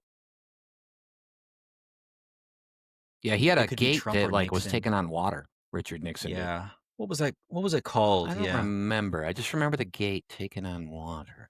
Yeah, I don't know. Yeah. Like Earth Door. Yeah, it's a, I'm going to go with it Nixon. was Nixon. Nixon did say that. Okay. Although All I right. wouldn't be surprised if our current president has said it at one point or another either. I don't know. Yeah. But You know what's funny? You should set one of these up in the future. Is that I think it's funny to do one of these quote challenges. Actually, I don't know if I want to tell you. Maybe I'll set it up yeah, for you maybe, and pop yeah. it on you like challenge. All right, keep going. You got any more, or is I that have it? one more. And you did put Nixon first. I did. You did. You I got did. I you. did that time. You Yes. did it. Tricking you up. And you've got four. I think you've got, I haven't really been paying attention, but I think you've gotten four correct at least. All right. I have, the quote is, "I believe in an America where millions of Americans believe in an America that's the America millions of Americans believe in. That's the America I love." Who said this? Mitt Romney, Sarah Palin, or George W. Bush? It's gonna be Sarah Palin or George Bush. Can you say the quote again? I believe in an Can you? America. But can you What? add the accent? Oh, well, I don't. I'm just kidding. No, no, that would give it away. I believe in I don't think I could do anybody's accent, anyways. I believe in an America where millions of Americans believe in an America that's the America millions of Americans believe in. That's the America I love. Yeah, this is tough. Sarah Palin or George Bush. I think George Bush could say something circular like this. I think Sarah Palin could, but I think George Bush would almost sometimes he would almost say stuff like that. I want to say almost on purpose because he was just trying to do this thing where he was like you know the Tommy Boy, like I make car parts, the American working man, because that's who I am and that's what I Callahan care about. Auto? Yeah. And yeah, so that's not quite circular, but it almost has a similar feeling to it where it's Right. like, I do this for you because that's what I am and I'm you and I do it. Right. And Right. now, if you do it for me and I'm you. So we're doing it for each other. I think it was George Bush. It was Mitt Romney. No, Yeah. that surprises Yeah. me. Wow. Mitt He probably Romney. was just having a rough day. Why did that surprise you at all It or did when I no? read it, yeah. I was like, I don't think I've ever heard Yeah. Mitt Romney say, I mean, I've heard him, I know he's had his own stuff going on. You know, he was what, like, wasn't he the one that was talking Yeah. about how people on, like, he was like bitching about like a bunch about the poor people in this big event, or was that somebody else I'm thinking of? I Labor. can't remember, but I don't know. Yeah, it was just kind of funny that that was the way it was. But yeah, I'll save the rest. There's actually 40 on here, but Okay. obviously I don't want to do all 40. Oh. But You love that you reverse metagamed the last two answers. You put both of them I first. did. And I feel like if I hadn't said anything about your tell, then you would have slipped him into the middle or the end I without thinking might about have, it. yeah, And because it would have I wasn't even thinking yeah, about it until you were thinking about it, and then you were saying you were thinking about it. So yeah. right. And Um, that's what makes us Americans. right, right. All right, Brantonio Branderis. I sound like a robot there. It's time for our Wheel of Controversy. And we've got 60 things in a list of controversial subjects that you and I are going to discuss, not all 60. I think what we're going to do is I have them in a sheet here, and I am going to, and I've randomized them. So I think what I'm going to do is have you pick a number between 1 and 60, and we will talk about the first one you pick, and then I'll have you do it again. So why don't you give me a number between 1 and 60 and we'll see what happens. All right. I'm going to go 40. 40. All right. We are talking about women's rights. All Right. right. So, Brandon, Take them away. take all the women's rights away. Now, I have seen Yeah. some people who, and this is probably against the norm as far as how people feel nowadays, but I have seen some people who I've heard speak and they said that they should, was that the 19th Amendment? They should repeal that amendment and make it so women can't vote again. How do you feel about that, Brandon? I don't I don't know who really seriously is in support of this. I'm sure there's some group out there. Right. This is not going to be that controversial. I can try to find a controversial angle about this maybe that I Right. have, but in general I mean obviously women should have the same rights as men, and Yeah. all people, and beyond that, just all people, well, regardless of gender identity, all people should, yeah, all gender identities should have the same rights. Then we could talk about into like we can go into like what a right is, but About the three eye atlas. Should they have the that one's a same tricky one. rights? Yeah, we got to jury's out on Okay. that one still. Gotcha. Now, if I can get more controversial with it, I think there's things like, we can talk about like the wage gap, the gender wage gap, and what we think about that, how much of that is real, and to what effect does it have. And the problem I have is anecdotally, I haven't felt that very strongly before. Uh, but I recognize that there's data, so that's a tricky one. I could get more controversial if we want. What do you think about, I mean, women's rights? It's so broad, and it's like, who's just gonna It say is. that they shouldn't have any Well, no, rights? yeah. I mean, I think that okay. So there's things that I've heard, right? Like one of the big things is the WNBA. So it's the Women's National Basketball Association, and there's always talk about why they don't make as much as men. Like the men are making, some guys are making 40-50 million dollars a year. Now obviously people are watching men's sports, and a lot of these people, and I know that Bill Burr has a bit on this about, he's like, if you want people, if you want to get paid more, you got to get people to watch your sport, right? And I think it is actually going up. I think it's Caitlin Clark. I don't know if you've heard that name, but she's become kind of big in the WNBA scene, and I think it is getting more popular. So that's kind of like what I believe with that is that they should definitely get paid more, but you have to, the money's got to come from somewhere, right? So if you don't have the right fans, and it's a lot of women that are saying this, a lot of women are like, well, they should get paid more. Well, it's like, well, go to their games then. Go to their games and help them out. Like help them get paid more because they Yeah, can't just do it if they don't have the money. Also, I think in general, and this is probably like the polarization of politics too, that's going to get into this a little bit, but there are a lot of people who feel that women should just be at home and should just be the homemakers. And so we're kind of going back to that like traditional values of what people thought women were. And if that's what the woman wants, that's fine. I don't think it should be yeah, pushed on anybody. I think that if a woman wants to go work, let a woman go work. If a woman wants to stay home and be the homemaker to their husband and their kids or whatever, that's fine too. Raising a child is not an easy job. I've never raised children. I've seen plenty of people raise children, plenty of women, and I'm telling you right now that I'm sure being a mom is a super difficult job, especially nowadays to navigate and all that stuff. So that's a job in itself. But also, with the way things cost and rent and stuff, it's almost impossible to live off a one person income nowadays. Like you have to have like that second income. So that's tough too. yeah. But yeah, I mean, I don't think there's a lot of controversial things with women's rights. You had mentioned the pay gap and probably just in general. I do think that at one time that pay gap was intentional. I think a lot more companies are doing better with that now. Now, are there companies that are still not paying them the same? I've heard people say, well, women can't do these certain things or these things, like men can do. And I don't know. I mean, I tend to say that I think that there's always going to be somebody that can do that. Is it going to be all women? No, but that's why they make the choice. Okay. If they want to stay home, if they want to work, that's all their choice. And that's the most important part about it is that they have a choice.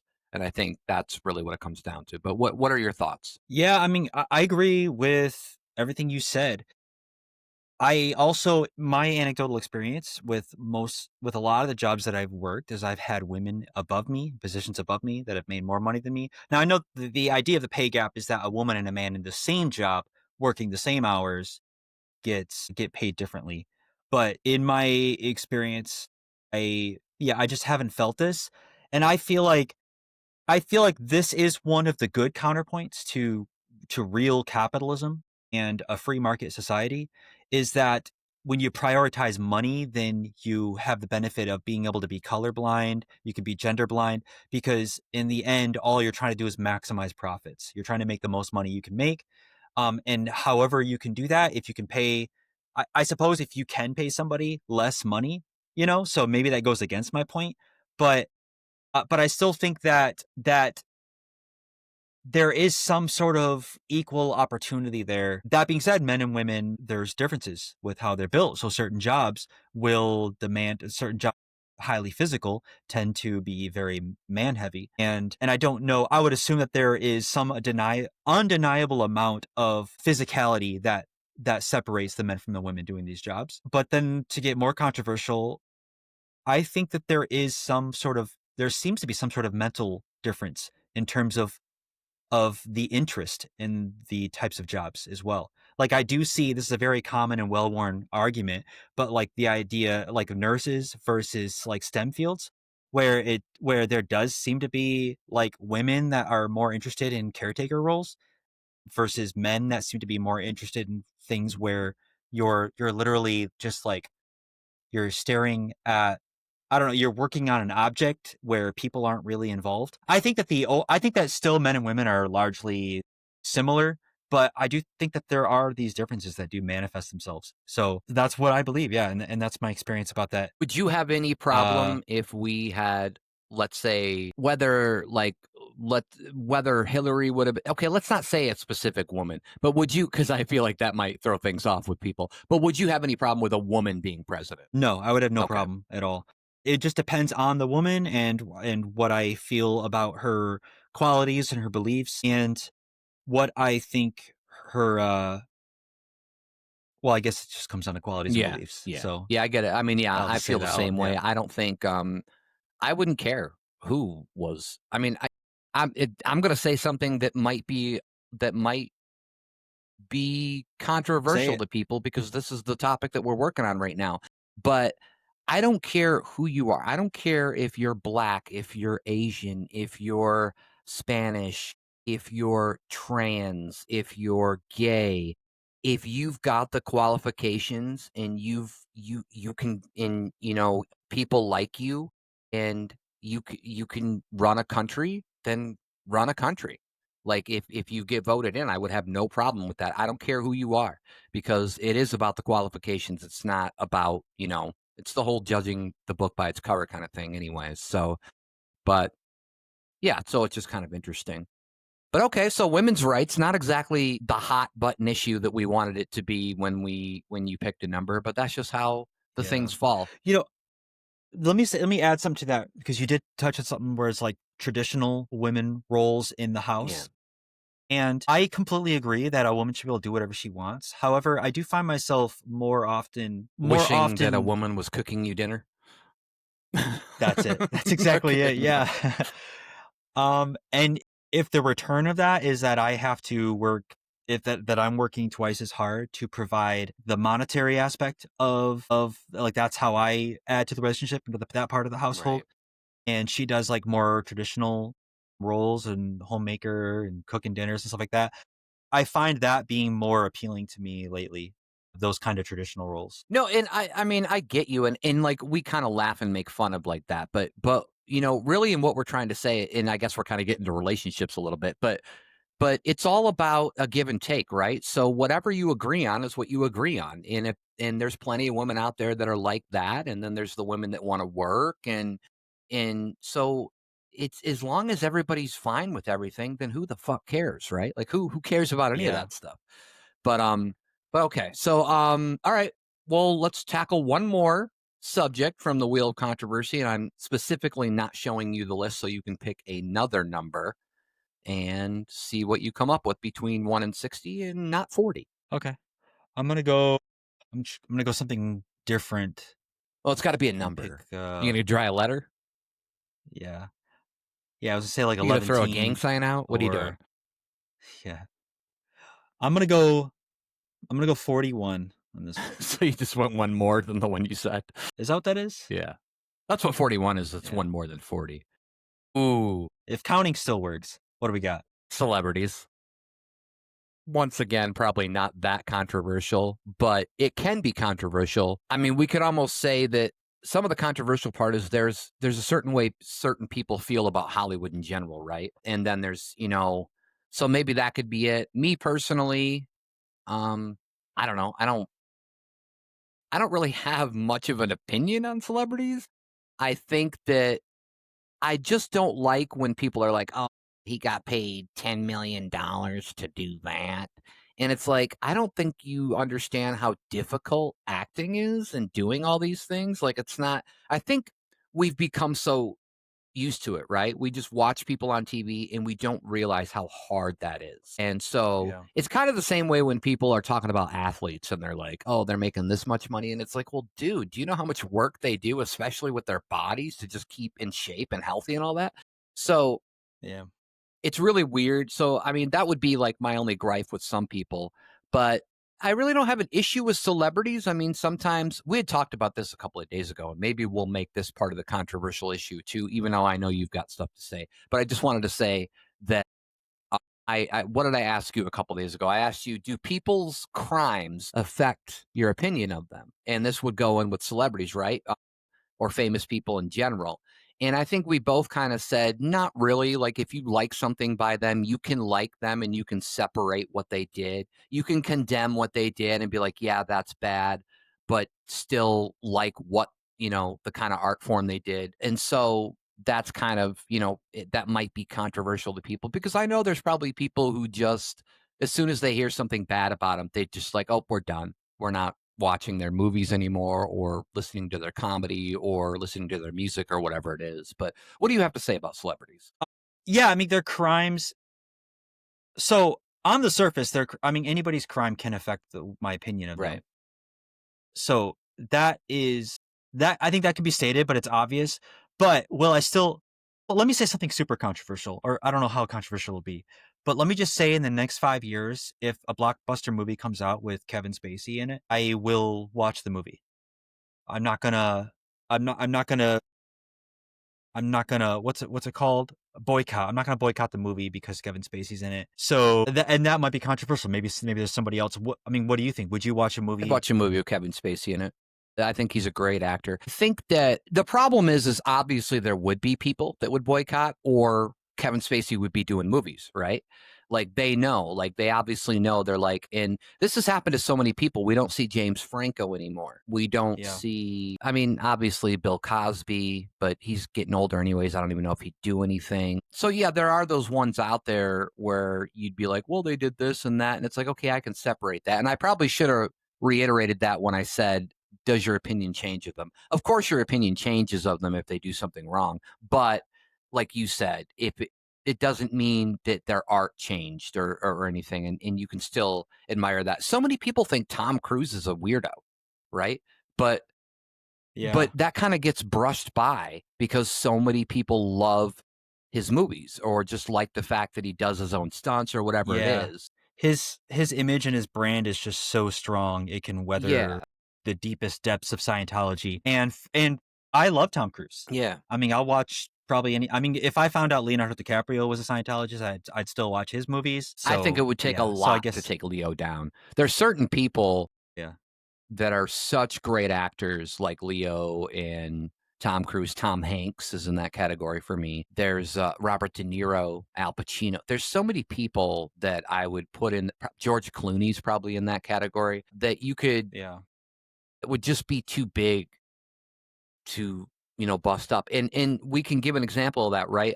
Will Smith has done movies, right? It's not like he didn't art. It's not like he slapped Chris Rock on stage and then he was done. I mean, there was some Yeah. blowback, but he's still doing movies. I did I did kind of hate, though, that he slapped Chris Rock and then he was still there and then he gave a speech, like, a Yeah, little I bit think a lot later. of people didn't like that. Yeah, I mean, Yeah, I really didn't it made me feel I was just like, I like Jim Carrey had some notes on that, and I feel like I agree with the things that Jim Carrey said the most, where he's like, "How can we just allow this?"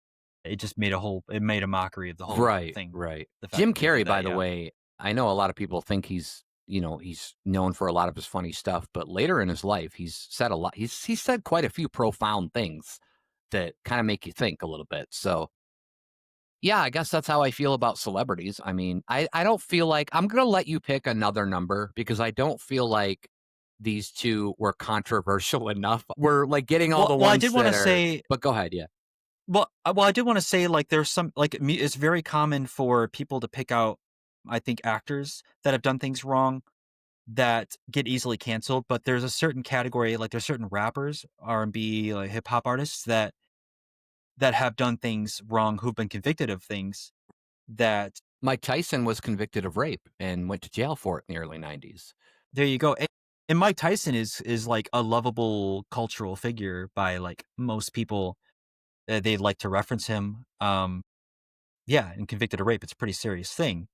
And if Kevin Spacey had been convicted of anything that he was accused Right. of, which he wasn't, I don't even think he was convicted of No, I anything. think it was just people saying this happened and then nothing ever happened after that.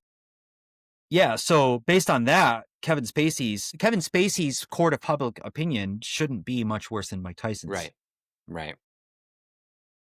But then again, there's varying degrees of how you There's look at also the things. Like, so whole for some Harvey people, Weinstein thing too. yeah, And yeah, I don't think people realize how many movies that Harvey Weinstein was involved in. If you want to cancel and not watch a lot any of great movies. movie that Harvey Weinstein had it was involved in at all, then it's going to be a lot of good movies. Yeah, cancel Yeah. Netflix. But what's funny though is and the final thing I'll say on this is celebrities is that the final person where they didn't even do anything that wrong, but for some reason it did affect my opinion of them was when the leaked video of Christian Bale's on set burst came out. Right, right.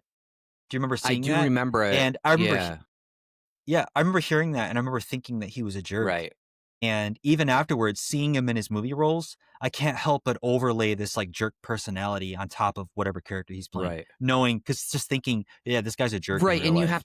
have to make that fine line between, like, okay, is he just a super serious he wants to keep everything that professional, or is he a jerk? And he's probably I mean, there are definitely actors out there that are labeled hard to work with, right? And he's probably Yeah. one of them. But then there's probably people that work with him and have a great time and don't have any issues. Yeah, and maybe if I was on set that day, I would have been like, yeah, this guy, this like lighting guy that was I remember I just watched a video the other day. I think it was who was it talking about this guy? Pete Davidson, Okay. maybe? The great Pete I want to say it was Davidson, Pete yeah. Davidson. The The great Pete great Pete Davidson Davidson. of The only one yeah, to get both, Ariana Grande and Kim Kardashian and Kate Kate Beckinsale, yeah. Beckinsale, yeah. Uh yeah, so that Pete Davidson, I think it was him. So the person I was listening to was talking about the same exact experience where they had heard this thing from Christian Bale, thought he was a jerk, and then later found out that it was during a scene where Christian Bale's character was like had to like stare at green screens or something, or like he was in some situation where he basically had to start crying to a Oh, machine. And it was like it was such a hard and he talked about himself now being on movie sets, seeing how hard it was to be an actor in that position, and that the lighting guy was like, I don't know, like talking or something, or like standing in the frame, like doing something.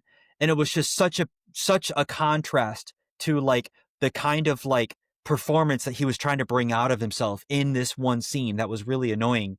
And so, when I hear about it like that, it humanizes the situation of being like, am I capable of an outburst during one of these scenes when I'm trying to manufacture these deep emotions and bring them out? And like some sound guy is like texting on his phone, like halfway in the shot, And I'm like, who is this bozo? Like, get out of the scene. You're like, this is a multi-million-dollar production and you're wasting everybody's time, you know? So now I'm starting to see, and I don't know how I feel, you know, because Oh, from yeah, I perception is agree with you, reality, I yeah, guess. like, I think that Yeah. celebrities tend to get a bad rap even when, like, they have, like they say something one thing wrong during an interview, or you, like, hear them, like, going to a restaurant in the town you grew up in and they didn't tip well, or there's all this shit, but it's like, dude, imagine being hounded everywhere you go every single day of your life and how much like, you couldn't hold your own after like, you would have to. And then, like, the whole paparazzi thing, like, they get in your face, like, they're really bad, like, they'll fucking go in, like, people's yards and shit and wait for these people to come out, and I don't blame, like, half the celebrities that get pissed off at those guys, you know, even though they're just trying to do their Yeah. jobs too, but they kinda, like, overstep their bounds, I think, so so I guess celebrities are a little bit more controversial than we thought, but I will let's do one more, and we'll call it good. One more. One Okay. more. All right. All right. Let's do number 4. Number 4. Alright. Number 4 is school curriculum content. It's a little more hot button than probably the other 2. Yeah. So I'm gonna let you start. School curriculum content. That is the topic. So I just start with the broad strokes. Do I agree that there's some things that should not be taught in schools? Well, I would agree with you on that, no doubt. Yeah. And so, well, I was even asking the question. I wasn't even saying that that was my position, But but yeah, I was just saying, do I agree? yeah. So I'm going to say, and I want to make sure I'm thinking of this from first principles. So yeah, I do think that it's possible there's things that should not be taught in schools, especially things that should not be taught as part of its curriculum. Do you know what the current curriculum, how is it regional, is it state, or is it federally mandated, or is there like a small amount of things? Here, okay, here's let me just say optimally. This is how I hope it works. I hope that federally we mandate that certain things have to be taught in the curriculum, like a basic curriculum that no matter what, these things have to be taught. But then there's room outside of that for individual states to make their own laws about additive teachings that can be added to that curriculum that are required as part of that state's voted on policies for that curriculum. Okay. So federal, we have a core, the Venn diagram, we got a federal core, the state is here. And then I think even beyond that, there should be a regional allowed sort of like, or maybe school by school basis. And like the people that are part of that school system or contribute money towards it, whether it's your taxes or it's a private school, then they should also be able to approve additive like curriculum things on top of that. So, but I don't like what I want to call like subtractive curriculum stuff where so let's say the federal mandates this and I got some pen on my finger. The federal mandates this, but I don't want the state's rules to then carve out part of the federal To trump them? um and be like, yeah, to Yeah, not trump to them not to and make say, a well, word like this yeah, but yeah. state, yeah, to like this state can't teach things that the federal government has decided is a core curriculum set. So I think that things should only be able to be added on. So, but yeah, that's what I'd like to see. I'd like to see federal. There's a core curriculum, and I actually think that the curriculums right now are likely too bloated in many directions as far as what's required, and I think are not mandated. Mandated? That's a Mandated? great word. I don't. Yeah, is that's the floppy Yeah. I mandates. had some mandatators last night. They were delicious. I lost my I'm train of sorry. thought. Mandated. Yeah, mandated. What the hell am I saying, Matt? The curriculum, it just needs to be built on and it can't be taken away from. But I think it's too bloated in some directions and it's not mandated well enough in others. I think one example of where it should be more heavily mandated is money, it's like finances. It seems like we don't have a strong enough curriculum effort in terms of finances. And this should be at the federal level. Like there should be some mandated minimum finance teachings that happen as part of the school curriculum. Um, but I think that like, well, I don't know if this is too controversial, but I was gonna say that I think history is taught too much. Um, You don't want them to I like, what do you mean, like, as far as no, I want them to teach history, but I don't think it's actually important enough to mandate it. well, what about these states that are trying to, like, I read a lot about Oklahoma, and this is gonna be a little bit probably political, but they're mandating a lot of things within that state, and they're changing history. They're not gonna say slaves anymore as far as, when, black people were definitely enslaved. They're not going to call them slaves anymore. I can't remember the words that they're going to use, but they're going to use much like words that don't make people feel guilt. And so that would be, there are mandates like that within the states. And you said, and I'm sorry, I think you were still talking. So go ahead. I'll say my piece as soon as you're done with your stuff. I don't want to cut you off. Well, I don't know if I had much more to say. I actually wanted to dig into the stuff that you're starting to bring up right here, which is like slavery as an example, because slavery has been it's a huge part of American history, and it's also a huge part of world history. And at some point you can't teach every facet that has ever existed in slavery from every nation that has practiced slavery. It's just too much of a bloated teaching to dive into it. I think that slavery at minimum can be touched on as a human practice, and then also a little bit about like how it was practiced within the United States, since we are talking about United States school curriculums, I'm assuming. But that being said, even if somebody said like we should teach it, we should spend less time teaching it, I would be in favor of that. And not because of any, now this is not coming from a place of wanting people to be less informed about like atrocities of our past.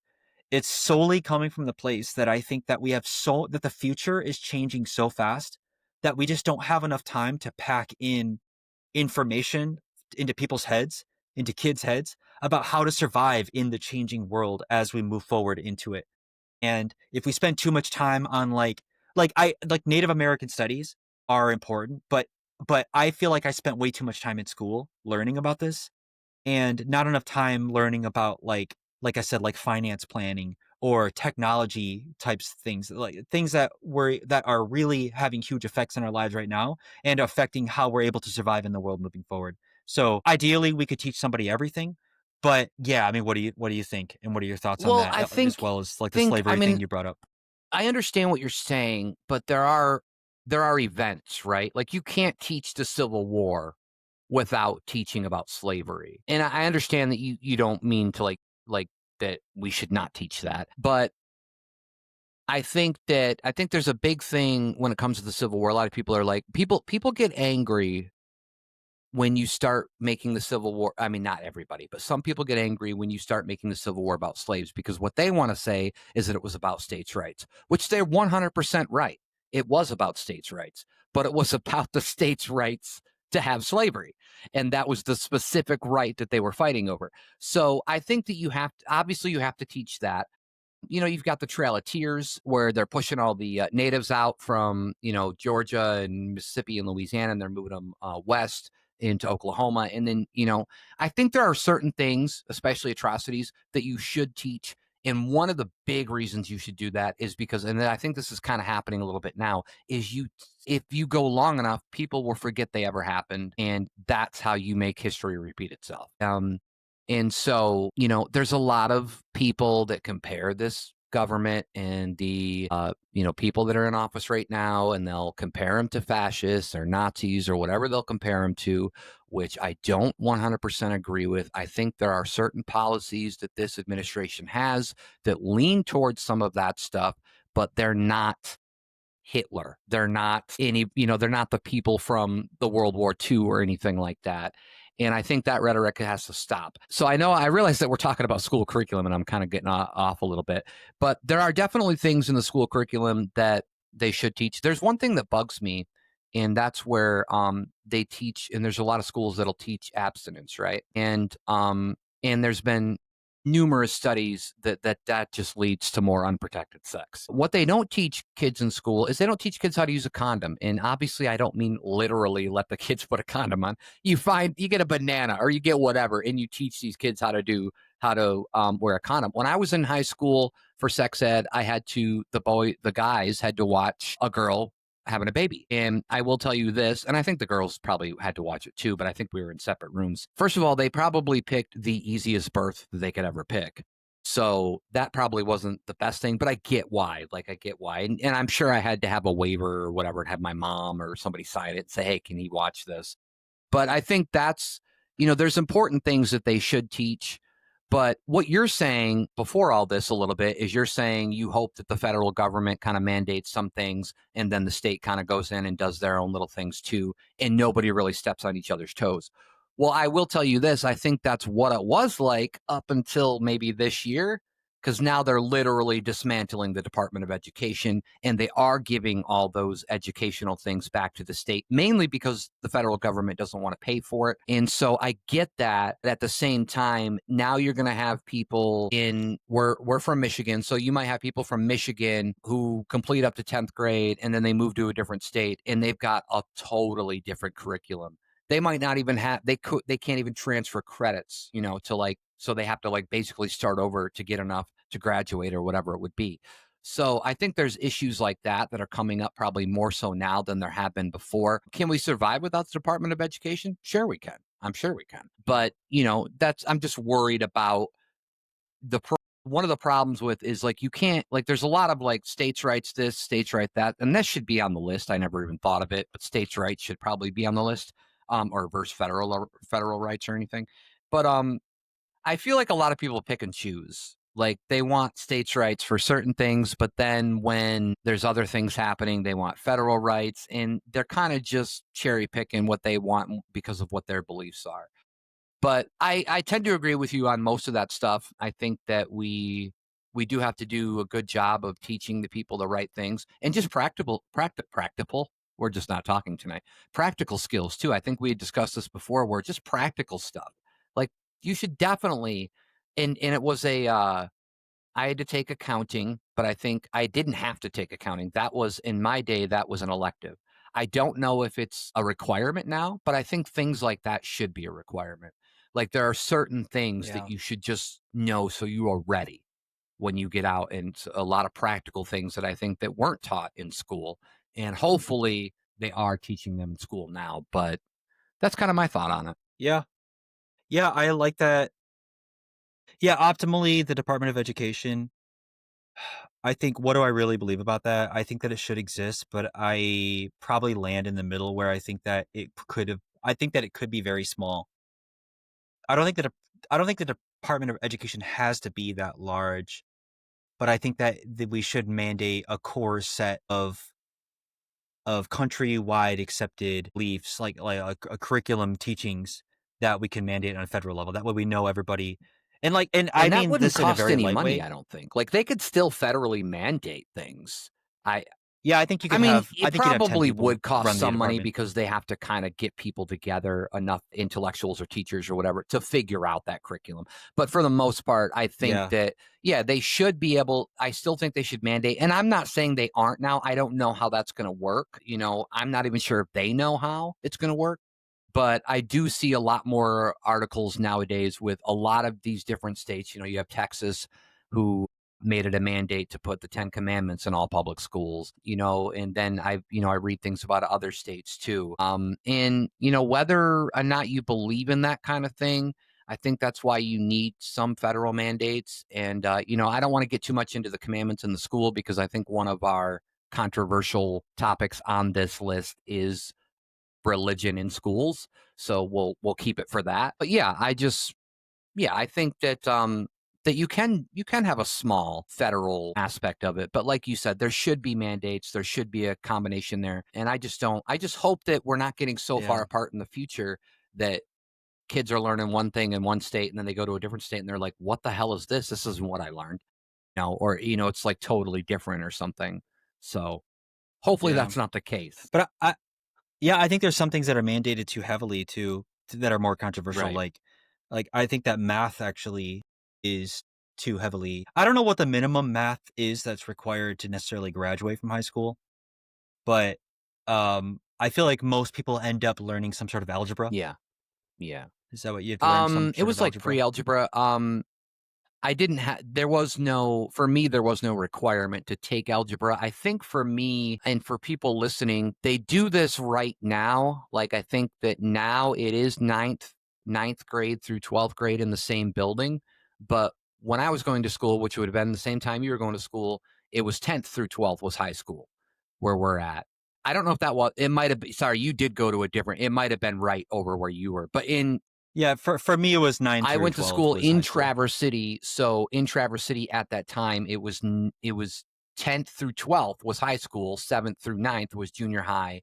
So what were the freshmen's? The freshmen were in junior high, but they so you were in junior high in ninth grade, you were the freshman, and that's when you started earning credits, but you were still in junior high. You weren't high school yet, even though you were starting to earn credits. Okay. So that was the difference. Now I think they do have it right. I think it's ninth through 12th in the same building, and they just call that high school, which is what they should do. And I think actually junior high or middle school, it is sixth, seventh, and eighth. And then I think elementary is just K through five. And I think that's how they Yeah. do it now.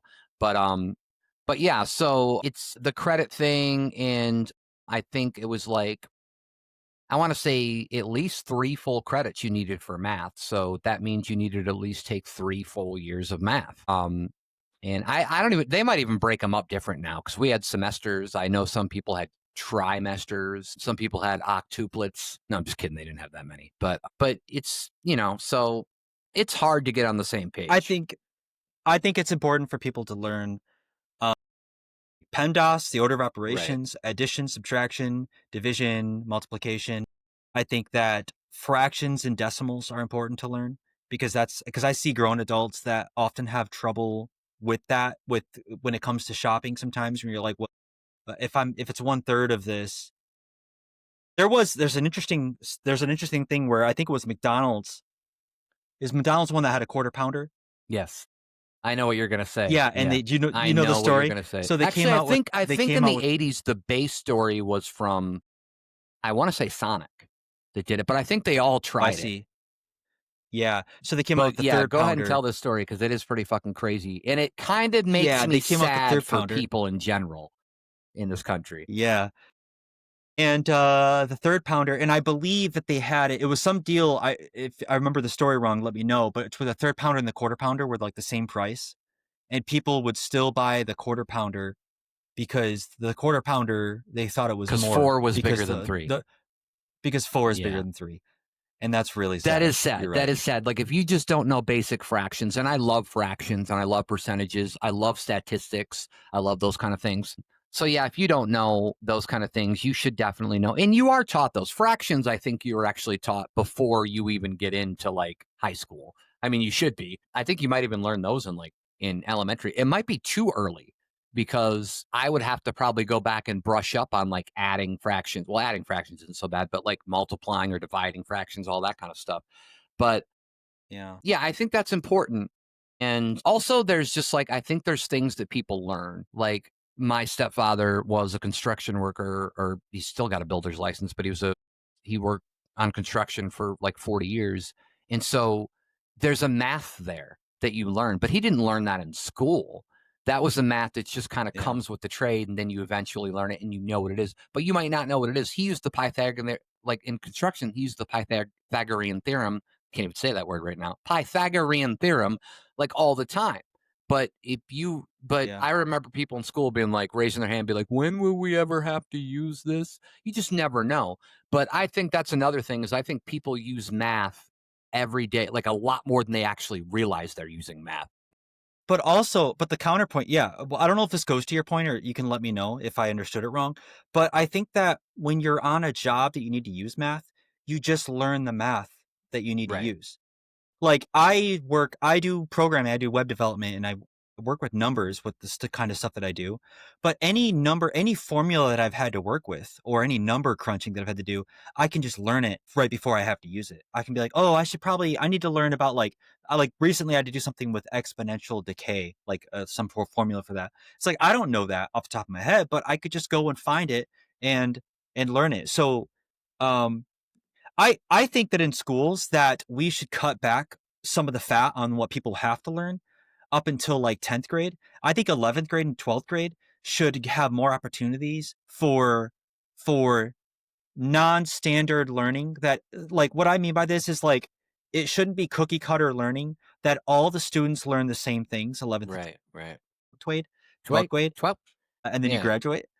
I think that it should be I think specialized. you I were think that knocked was I into think Bolivian there, as Mike yeah, Tyson would say. I think that you should Bolivian. Bolivian. I think that 11th grade and 12th grade should be it should start that should be the start of trade skill learning or college level learning where you are saying like, well, I'm going to be a carpenter or I'm going to be a plumber, I'm going to be a computer programmer, and you can start learning in those directions already in 11th grade and 12th grade because we spend too much time on general education that I know that I don't use most of it. I haven't used history before. I wanted to actually grill you a little bit on this real quick.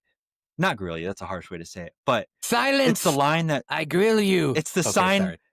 wh- uh, People who don't learn history are doomed to repeat history. And I've heard this before, but what do you think? Do you think that, like, is that true? Like, I know it's true in your gut, but like, do we really, is this actually true? Like, is there actual data that says, like, if I you don't don't learn know. I history, mean, then you have I a would higher, say I don't know if there's data. Maybe they've got some data out there. I think that it's partially true. I think that if you change certain things, if you say slaves are now referred to as, I don't know, workers, they're whatever, like they're whatever a good word would be, like, to where it wouldn't give you that white guilt that we're all so well, worried well, about, but I don't really care. I don't mean, now, to be fair, I don't mean changing history No, though. no, no, no, So no. I Well, don't want, right, but what okay. I'm trying to say is that that's still the same thing because you're changing it, so you're not learning it the right way, right? Like, it wouldn't be any different of just getting rid of it. If you're changing it, you're still learning. Yeah. And the problem is, it's not a problem for us. We know what the Civil War was about, but eventually, 100 years down the line, all of a sudden they're going to be like, "What are you talking about? We used to enslave black people." One guy's going to be like, "We should Yeah. enslave all the black people again," and they're going to be like, "Yeah, that never happened here." Like, I'm not saying. I mean, that's kind of far fetched. But I also think it'd be crazy to live in a society where people think it could be a good idea to enslave black people, but the only stopper, the only thing that stops them is that they found out we used to do it. No, I get it. I get it. Trust me. I think the history repeats itself anyways. But I think maybe, I don't know. We would have to see some. I just thought it was, No, we would have to see some yeah, statistics and stuff. We would have to know that. And the only reason why I'm saying that is because there are people now who will say Hitler wasn't a Nazi or a fascist. yeah. Um, or they'll say that, I don't know. I can't really think of any other example, but there are things out there, and I'm just like, what? Like, did you not learn about World Yeah. War II? Like, so I guess that's maybe where I kind of get that knowledge from, but I can't prove that would happen. No, definitely not. I have no idea. Well, and I can't prove the point that I'm making either, but I do wonder though, and to be fair, I am not an advocate for changing. I don't think Right, history should be taught right, incorrectly. I think that if it's not taught, then it'll just be something that that somebody doesn't know. And if there's a point in time where they want to know what happened during that period, they should have access to the most accurate information. Probably some sort of AI history model that will right, just be right. like beat boop. Yeah, yeah. Hitler is a Nazi. Here's what happened. Yeah, but Yeah. yeah. So And in my broad strokes point about education that I feel deeply on, because this is more of my personal experience with education was really not great. It was really horrible. Is that I think that there should be more flexibility. We need to promote flexibility in our education system because I think it's too rigid for everybody. It's too cookie cutter, and too many people fall through the cracks that otherwise could have excelled at it. I think I could have been a lot better in school than I was, but it was just too rigid. The hours were too rigid. I don't know if I feel like it's healthy for a teenager to wake up at 5:30 a.m. and try to get on the bus and then go through these rigid classes. And also, if the curriculum was not as is not as bloated, then it would have freed me up to explore like these sort of like this like autistic level laser focused thinking on one subject, right? If you have somebody who's like a prodigy mathematician, I think they should be able to spend 90% of their schooling going not learning the breadth of education, but learning the depth of the thing that their brain, their evolutionary biology, everything in them is just like pointing in them in this one direction. And I think we should just point these people in that direction and let them go off like glass cannons that are just firing, a mile deep into these subjects, because I think that's where we'll have really amazing breakthroughs. Sometimes we stifle people by trying to be like, here's this like, Henry Ford era, like kind of square box curriculum. And I don't think I'm saying anything too controversial. I bet you have an agreement with a lot of those Yeah, things I too. agree. But that was my experience. Was it was too rigid for Yeah, me. yeah. All right. All right, Well, all right. this has been another episode of the Socially Awkwards podcast. Bye. Bye.